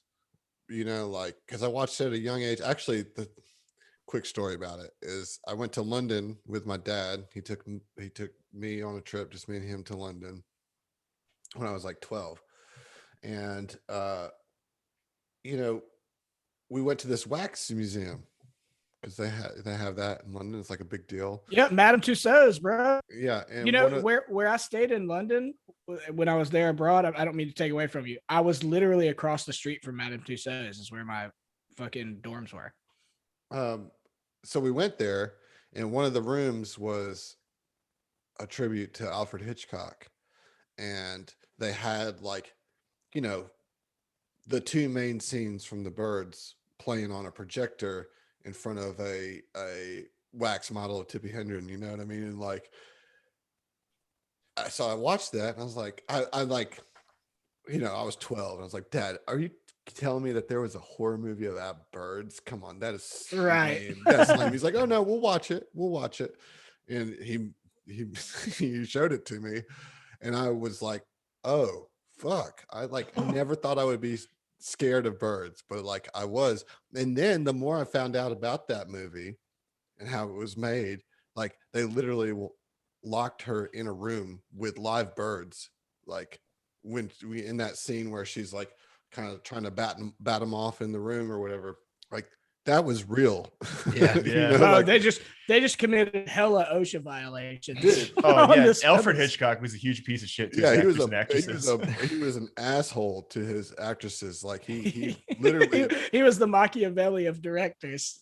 Whatever ends I mean, justify the seriously, means. it's kind of fucked up what he did, but you know, like those screams were real, you know, and so that's Yeah. why it was so scary, is because like it wasn't cheesy. It was like this person that I'm watching is legit terrified because there are birds swarming around her head. You know what I mean? And like, and so that's one that definitely got me. I mean, obviously, Starship Troopers is just such a ingrained part of my personal canon. You know, like Yeah.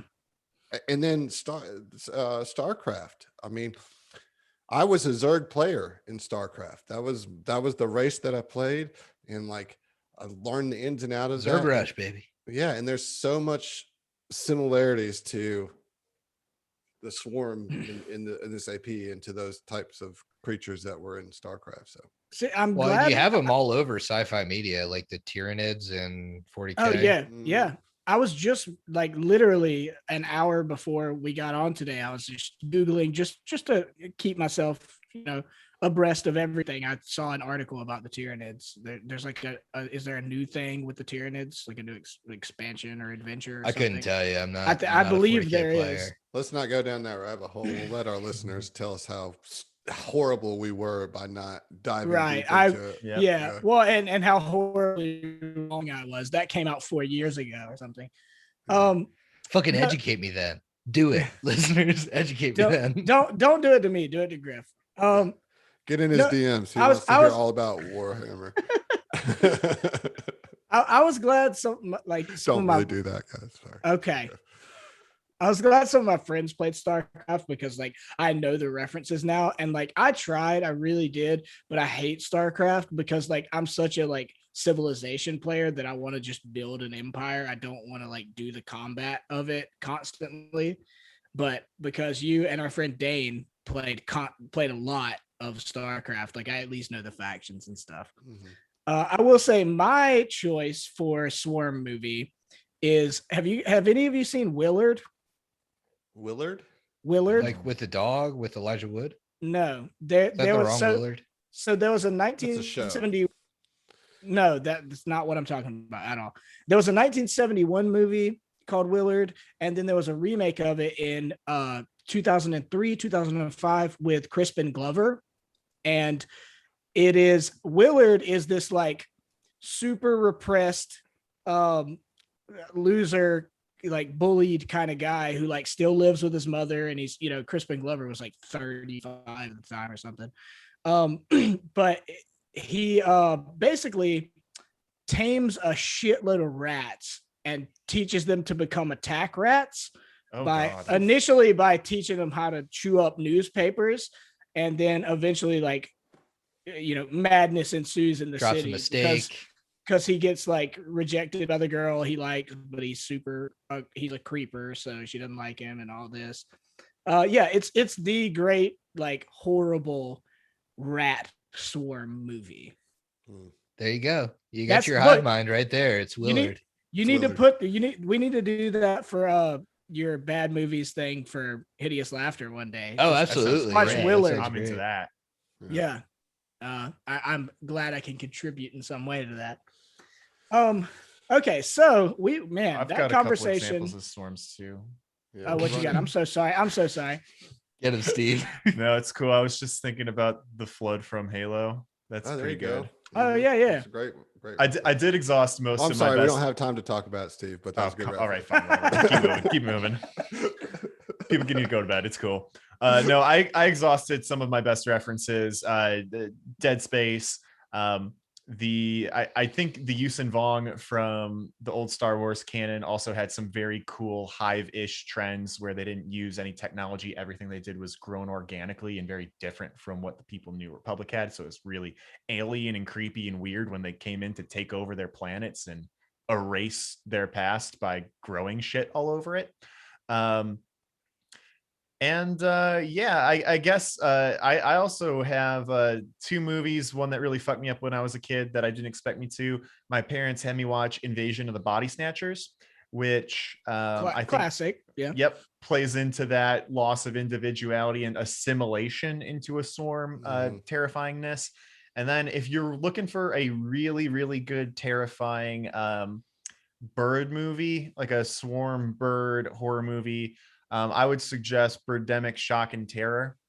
I knew where you were going with that. Birdemic. Yeah, This is Birdemic. as soon as I heard Adam bring up the birds, I just, figured I had to let the people know about this movie that really takes a hardline stance against climate change. And that's why the birds are attacking. Really well done CGI birds. Oh God. I did want to earlier assuage your fears, Adam, with the whole watching the birds thing, and you said you're still to some degree scared of birds. The good thing and the thing to comfort yourself is to know that they're all drones now. They're not real right. birds. Birds aren't even real. Right. It's hard to come by points these days. So somebody brought up the Reavers from Firefly, which I did want to bring up that in terms of the more just physical aspect of the swarm, something that just overwhelms constantly to where you can't even deal with it. Zombies are absolutely swarms, yeah. But that's a whole nother conversation. But zombies are obviously humongously prevalent for the same reason as any of these swarm movies we've been talking about. But they have the added psychological layer of that they used to be your loved ones. Yes. Well, that and not many swarms turn you into a part of the swarm. Right. They're vampires and swarms. Great. Oh my goodness. All right, we got to move on. We got to do some listener questions, guys. We have trivia, listener questions, all sorts of shit to do. Wait, people are listening to this? Yeah. I thought we were just hanging out. Some of them are actually watching it in real time. In real time. What are you thinking first, Heath? Trivia or questions? We're going to do listener questions first. Okay. Well, let me get my camera on for this. It's not necessary. Oh, well, all right. No, please do, though. Your mustache is so good. Final Fantasy chat's over. It's been over. It's never over in my But mind. I will definitely message you about it after this is finished. Speaking of swarms, Final Fantasy Crystal Chronicles. No, don't even stop. He will go. No. I knew he was going to give me the sour. I'm not taking that bait. I'm not taking that bait. Adam said, "You think this is a fucking game?" That's bait. All right. So listener questions. So pretty simple one from 10 Lawn Gnomes. What is everyone's favorite or least favorite, or both, I guess, swarm component? I don't even know. I guess that you've ones that you've come across in your game. We haven't come across a whole. What was the most ton. interesting one? Yeah. Yeah, we had what? Dredgers? The Dredgers are the ones that pop up from under the ground, right? Dredgers are the ones They, that fucked us attach up to at level you. 1. They attach to you. There was a component at the end of book 1 that had an acid cannon as an arm. That was kind of cool. It was like a hive one, right? That had dredgers falling off of it. Oh yeah, that was the that end was of pretty book wild. 1. Oh yeah, It that was dropped a a bunch of dredgers. Convesite. That one was pretty fun. It just dropped them. That would probably be my favorite one. Any swarm component that can create more swarm components would probably be my favorite. Yeah, that's very thematically rich. I'm going to say my least favorite swarm component is whatever made the Sheeran. The entire swarm. Got him. Got him. Really got him. Whatever made the fucking peaceful slam. insects, fuck them. Slam. I will say that one that created more swarm was my biggest oh shit moment probably in a combat where I rushed up to it and attacked it, and then it was surrounded with dredgers. Surprise, Yep. right? Yep. Yeah. That's good. Uh, That's really Surprise, good. Shorty. That is built for characters like your Vanguard, you know? Exactly. Eric, I will say that the next time we do one of these, this crew will have better answers. Because as you know, book 2 really didn't have any swarm, and book 1 was all the low level swarm. So they haven't seen it. We certainly haven't gotten to my favorite yet, you know. So pin that question, and we'll ask it when we do our next one after this. I mean, easily my you know. favorite was the fucking warthog fight with the swarm ship. Yeah, that was pretty- the best. Yeah, with the Fleet Fury. Right. Yeah. That was fun, but was the ship itself a swarm? Yeah. Oh, yeah. I don't know. Oh, well Yes. then that's awesome. Yeah.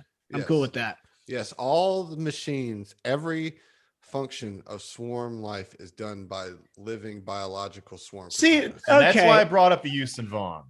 Okay, so that's why the swarm, as we're talking about them, are so different than all of these other versions of swarms and things in media, is that like they're most forms of swarms as we see them traditionally are not like turning into fucking cars and shit, you know. Like, that's pretty hardcore. Oh, I just thought of another one, The Faculty. You remember, did any of you see the movie The Faculty? We've got Which more swarm questions. component I'm is it? sorry, that's You gotta another shut it down. You gotta I'm shut just it down, saying Heath. that Shut I it run down. this show. Shut up. That's a I'm great telling you, movie. you gotta shut it down. That's my second pick. Go ahead. You're swarming. Not All right, I thought next we were question. fighting the worm this whole time. Very confusing. warm. Yes, I understand. It's just Our- these warm. That's our job, Griff, to complain about the weather. Come on. The worm. Next question is from Das Pickle Games. Which player has surprised the most people at the Hideous Tomfoolery table? Zach.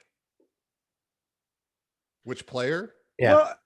Well, I would say I think Zach's Zach. is the most like unexpected for their character, or just we don't ever know what Vin's gonna do. I think at first Zach was the most surprising, and now we've come to expect him to be the like The wild chaotic card, character. So like now it's not surprising he does wild card things anymore. Now it's surprising if like, you know, Emily's character does wild card shit.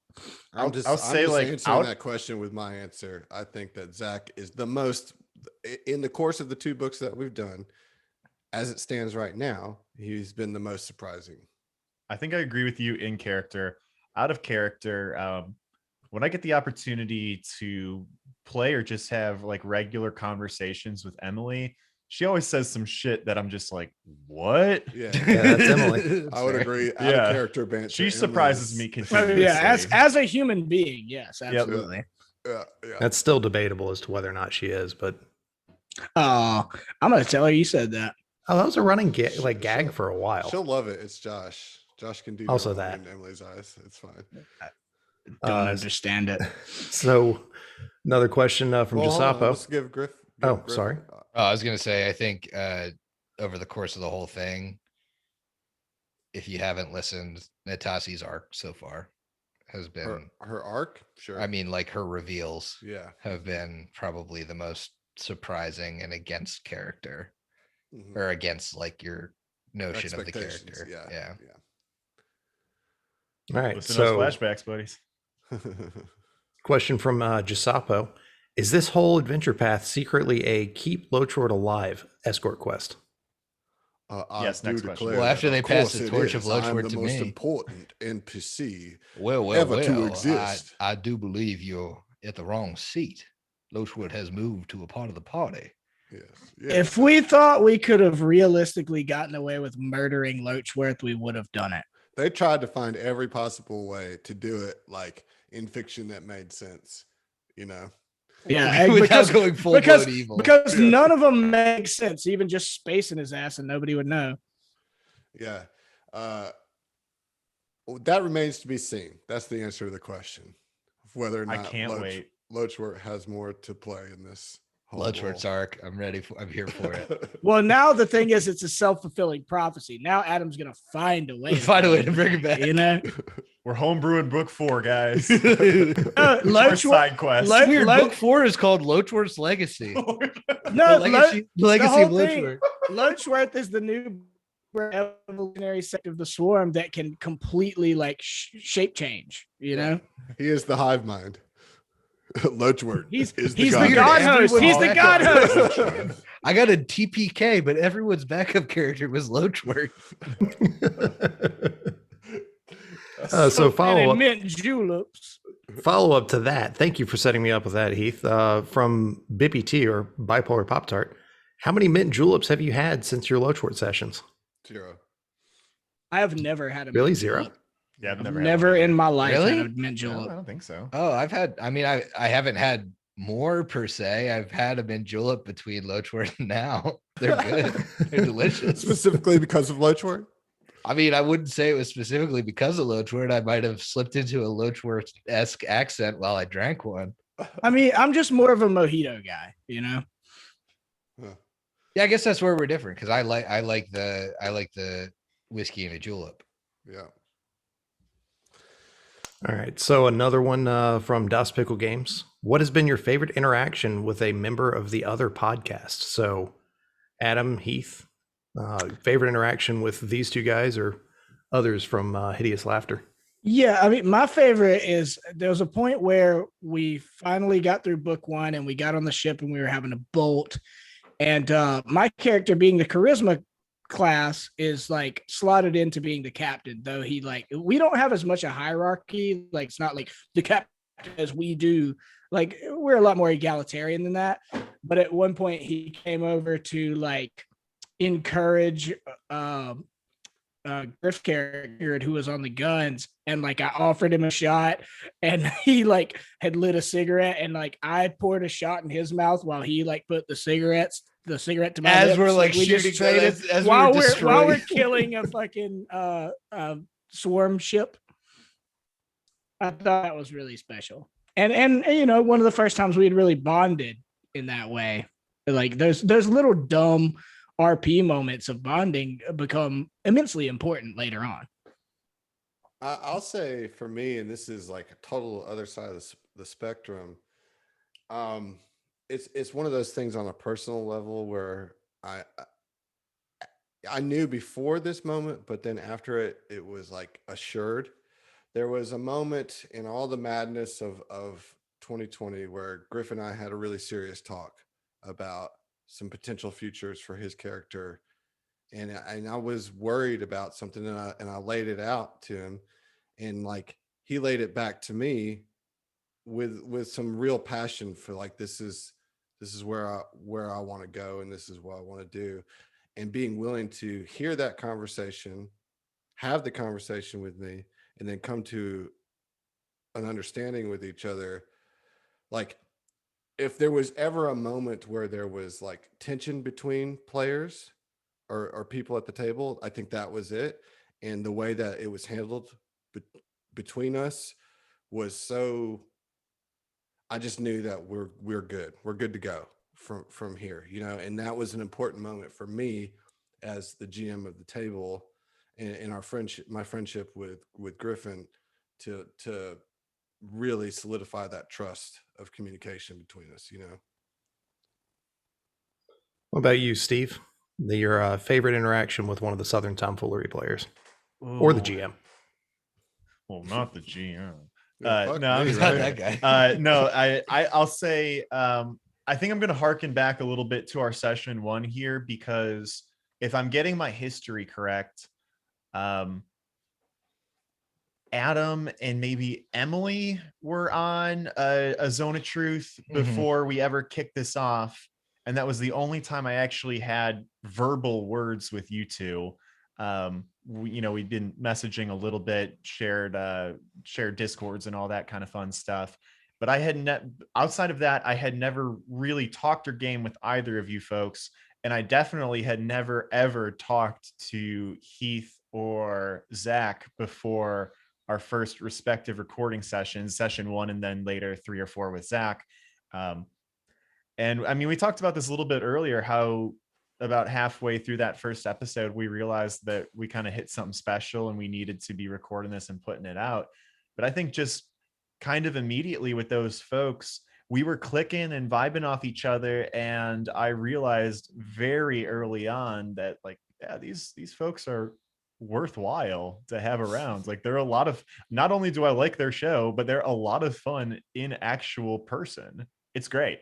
So yeah, I would say that. And over the last couple years that we've been doing this, I feel like individually, everybody, including the GM of the Southern Tomfoolery half of this table, I've really deepened my relationship with all of you folks and really sincerely appreciate that because, you know, we talk about this a little bit now and again, but I never really expected going into podcasting that I would make actual real friends, and we did. So yeah, the first episode, realizing that yes, this is going to pay off and you guys are awesome, blossoming into just incredible friendships with you folks. Truly.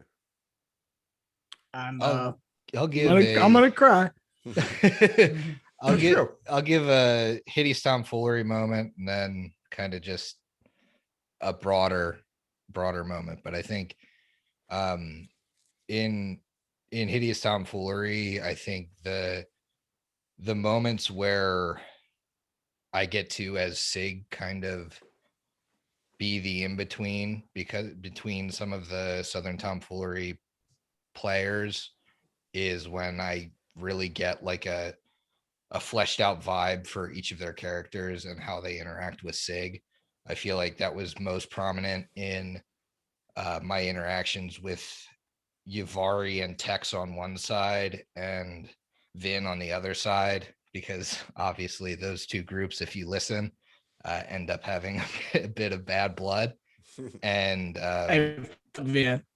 and I think my character is able to like find common ground with each of their characters in a way that really, like, I think makes the relationship that much greater, that it's not my character taking sides, and I can actually, like, a lot of times we felt like kind of separate groups within a party, and I feel like being able to have those interactions with the parts that felt separate really made Sig, who's a character that is like fundamentally broken, feel like he was doing something to help.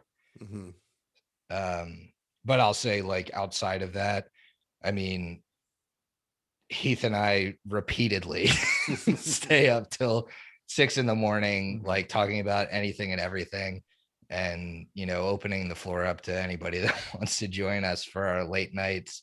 But you know, that obviously wouldn't be something that happened if we weren't really good friends. So I feel like that, I mean, obviously that friendship has developed through this show, but also just through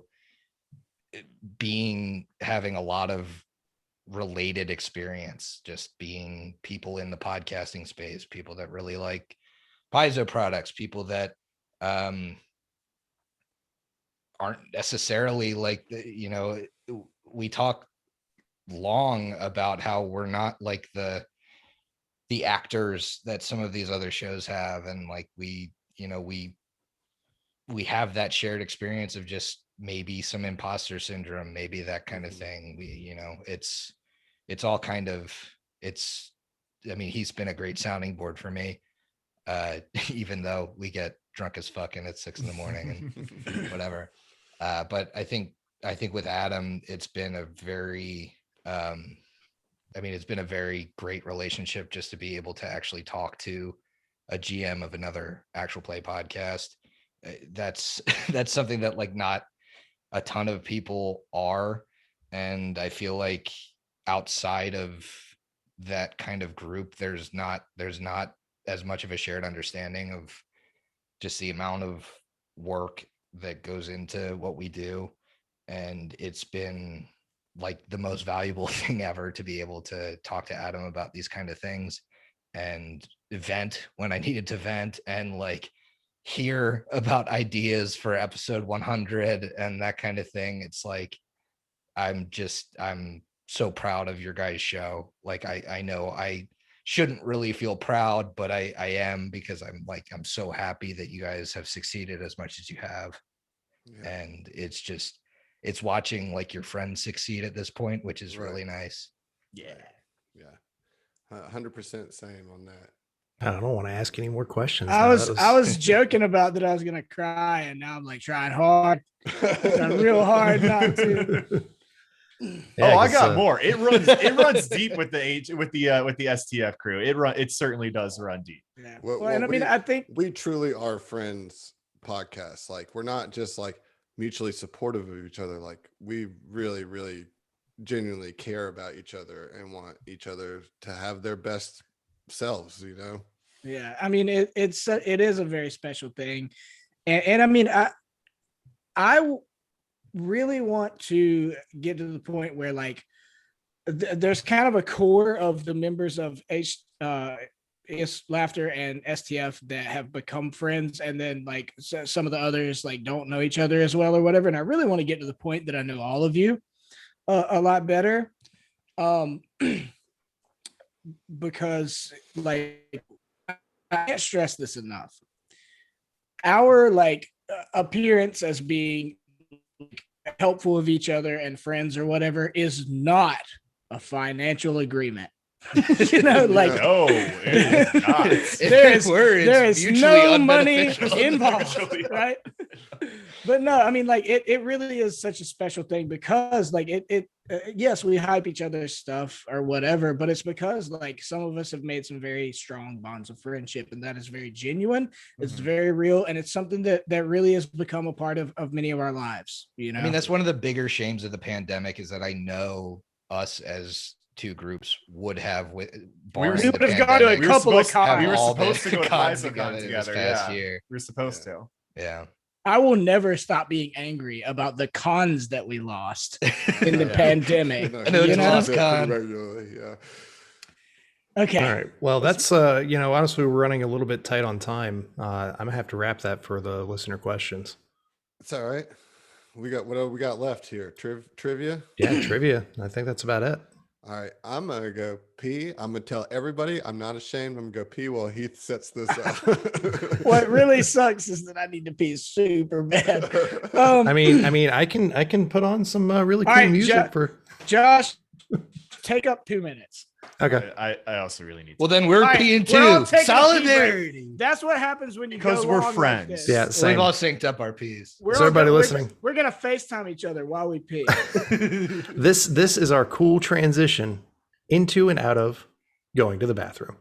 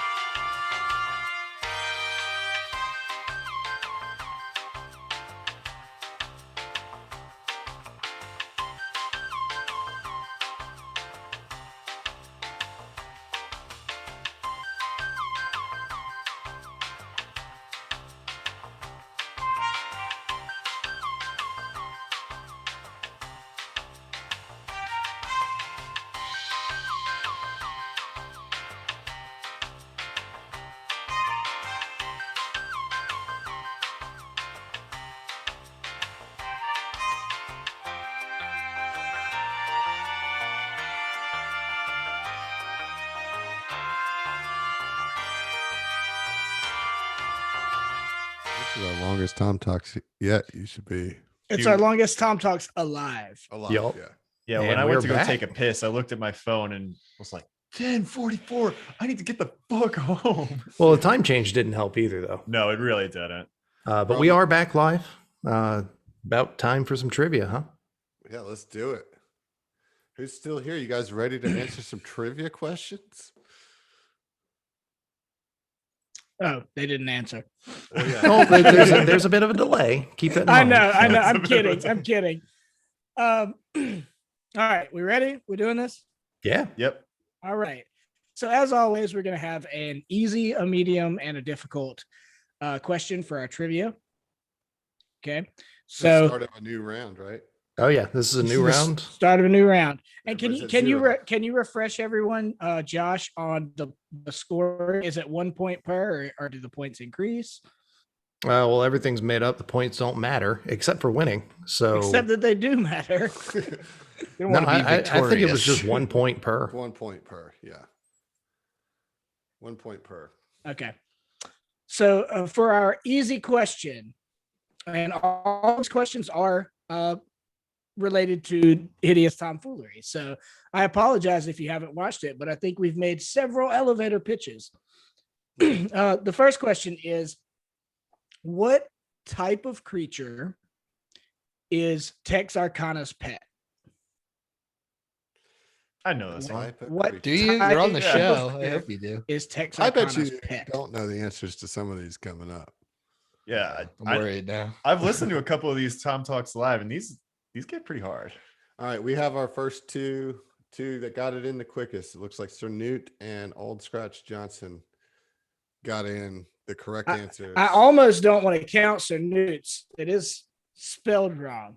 But I don't know. What do you? Give it to him. He's you're a the- good kid. You're the ruler here. You're the ruling on this. I'm going with Steve.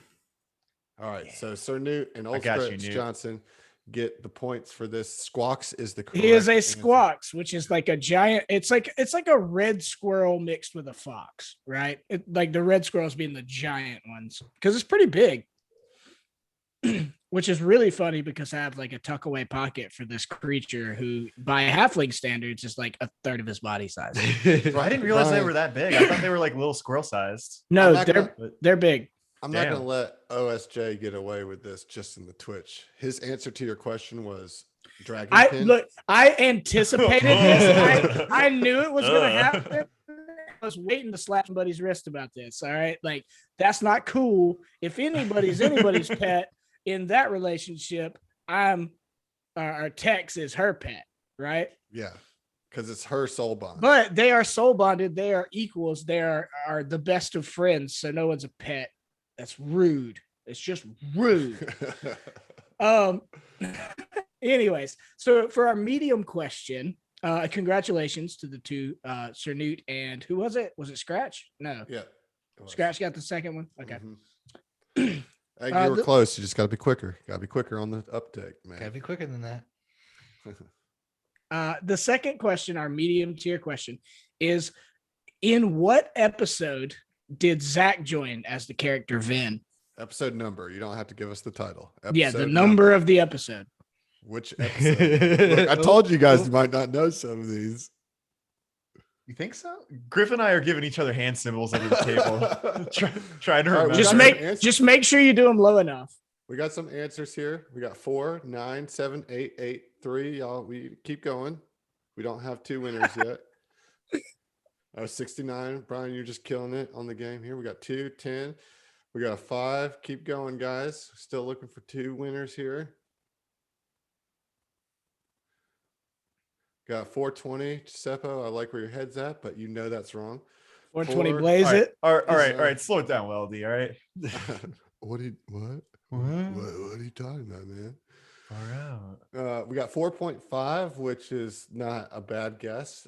We're still looking for 2 winners here. I'm not going to reveal where we're at. So Newt, that doesn't Can't count. just Get give out. all numbers. That's not Yeah. fair. The 0.5 number is pretty good though, because didn't he show up like way late in an episode? Yeah. All right. Like he was we've just got- sitting there silent got for him. most of it. We got 2 winners here finally. Yeah, 0.5. The most accurate would be 5.5, but we're gonna go with 5. Did I have it? You got it, Boom! yeah. I had it. 5. I thought it. Yeah, I knew it was around there. So by just like mashing in numbers, Egg, you got a point for that. And I'm going to say that I'm going to give you the benefit of the doubt. Bippy T, no, because you put in an 8 before that. So you guys both win by just mashing random Well, no, he numbers. did put 5 up above after Yeah, the but 8. then he put 8 before that. Yeah. Wait a minute. Did he come in at? You're saying he came in at the end of the episode? Is what you're counting? You're counting that episode? What episode did he come in? Episode 5 is when he came in. Episode 5 is his first real full, like he's a member of the party episode. Yes. No. No, He was episode 5 is introduced. where his ship crashes and he shows up on the end of the back of the Humvee bridge. or whatever. So the answer is 5. The answer is 5 still. Okay, That's yes, where he yes. shows Cool, up cool. first. Yes. Ooh, I was nervous. Yeah, I was like, did I weird, get it though, Because we wrong? recorded with Zach for like an hour and a half, and he just sat there Just sat quietly there, until yeah. it was his turn. It was no, Bippy 2 was at the very end of block 1. All that being said, Josh, do you have the point counts? I do. All Got right. Bippy T and MP Terp, or Egg, as we know him. All right. The hard question. Shit, that All was right. the medium, y'all. My favorite part of any trivia on this show is the hard question. And that this time is, what was the name of the first commander that the Midnight Squad had? It's a great question. I That is fucking a hate good it. question. The first commander that the Midnight Squad had. That's a tough one. Shit, we got Trelax. Shepard. Shepard. We got Geldamark. We got Grellisum. We got Sir. Just sir, Yeah, we got Madam. sir or madam. Sir, Sure, Madam. Madam. Good answer. Dr. Midnight. Dr. Midnight. You You were guys actually can't named play. after somebody. We were named Give him after. just a We were rest. his squad. We were So- Dr. Midnight's squad. God, what an edgelord ass name. All right. I need to so use I'm- that. I'm surprised we haven't. Midnight. Here's Okay, I was- badge. I was about to say I'm surprised we haven't gotten a General Grievous, but we got a Grievous. General board. Grievous. Perfect. Okay, so I'm gonna call it here. Only one person gets the points for this one, and that is actually from Calcicanet Kingi It's for Geldamark, Geldamark. wasn't it? Yeah, there we go. Yeah, Geldamark. The spelling's not quite right, but you're close enough. but I it's a don't know how hard. you get It's a Geldamark hard spelled name right. to spell. Yeah. I mean, even Josh didn't get it right. I don't think. I think it's Jelda, but I just copied what Heath gave me, man. Yeah. Which is what Adam gave me. To be fair, Well, I mistyped. All right. Does So- anybody know this guy's name? nope. It's Dr. Midnight for the last time. His name is Geldamark Midnight, and he went to med school in. No, Moonlighted, he's a New York. doctor of art history. Yeah. He's a doctor of education like Shaquille O'Neal. He's a doctor of education. All right, So, and Kelsey and then- Kennett Kingi, do we know you by another name? Because I'm not familiar with that name, so we're keeping track here. If not, welcome to both shows. yeah, for 'cause, real. I don't think any of us recognize that. But congratulations on being right on the hard question. I do want to give one bonus question. I've started doing bonus questions and I like them because All right, before you get to that, we have confirmation that this is a new member, I think, to both of our communities, maybe older in Hideous Laughter, but Trey Malari. Oh yeah. We know Oh, Trey. we know Yeah. Trey. Yeah. Hell yeah. Hey, Hi, well, Trey. we're glad to have you I'm here on ready- here ready on to land Tom it. Talks Alive. Although, to be fair, I do think that Trey just started the show. It might be fresh So he's memory. got fresh on the mind. What do you mean, first commander? What do you? Oh, wait, God. Ooh, rude awakening for Trey. Sorry, Trey. You get a point, but you also get spoiled. All right, what's the bonus question here? Oh no. This one ties back to our first question, the easy tier question. We named what type of creature it was, but what is the actual name of Tex Arcana's pet squawks? I know this one. Do you know it? I do know this one. I didn't know the commander name. Oh, come That- on. He says it every episode. No, I know this one. Yeah, that's I what I'm know. I saying. know. Okay. You were equating it with the Well, with the right. commander. Well, that's why I say I Nowhere didn't near know as that one, but difficult. I do know this one. Okay. And I got excited. That's why I All said right, it we was got an a easy couple question. answers Easy coming in. We question. got Dallas. We got Billy Gibbons Jr. Dallas. we got Dallas Dale is a good Earnhart. guess. That's a great So guess. I did make a Sam mistake Houston. in not Sam naming Houston. him.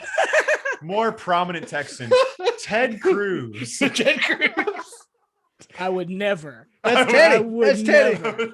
Ted Cruz is Texarkana's estranged grandfather. I you didn't know? know your squawks companion liked to pee himself because he wanted the warm.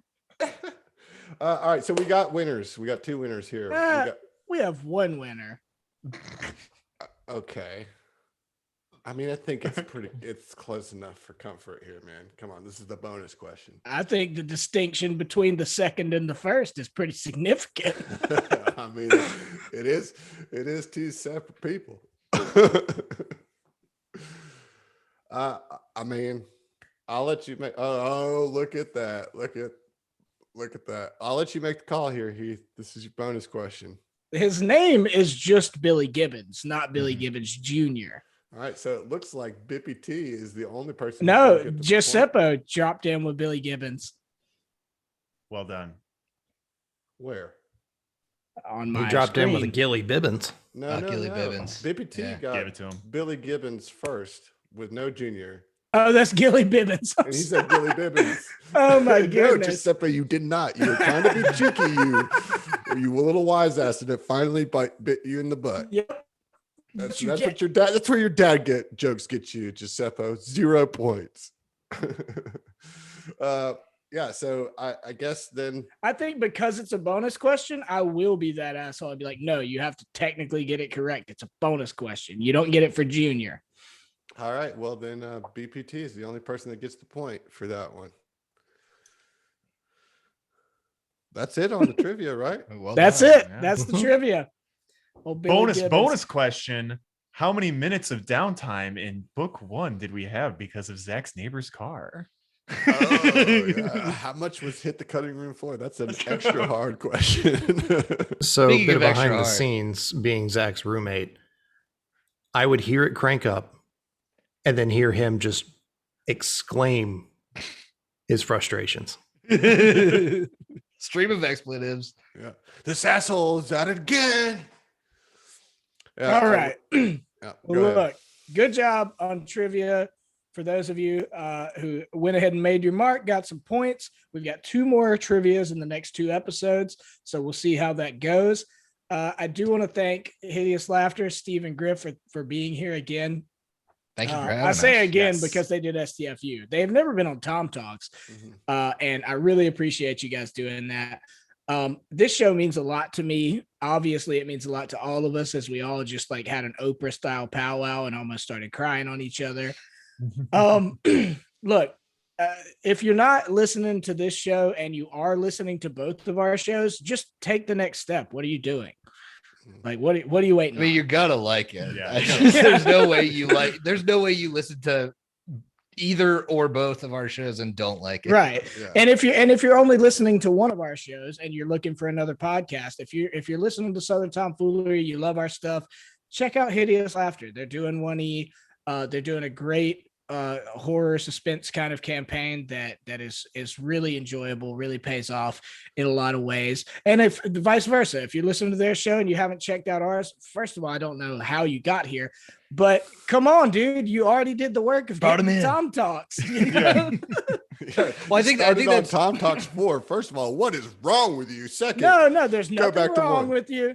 There's nothing wrong That's- with you. I think You're that's so wonderful. important though, is that we do play different systems on both of our shows. Obviously, they are both Paizo systems, but I think a lot of the hesitation of anyone for crossing over from one show to the other has been the system.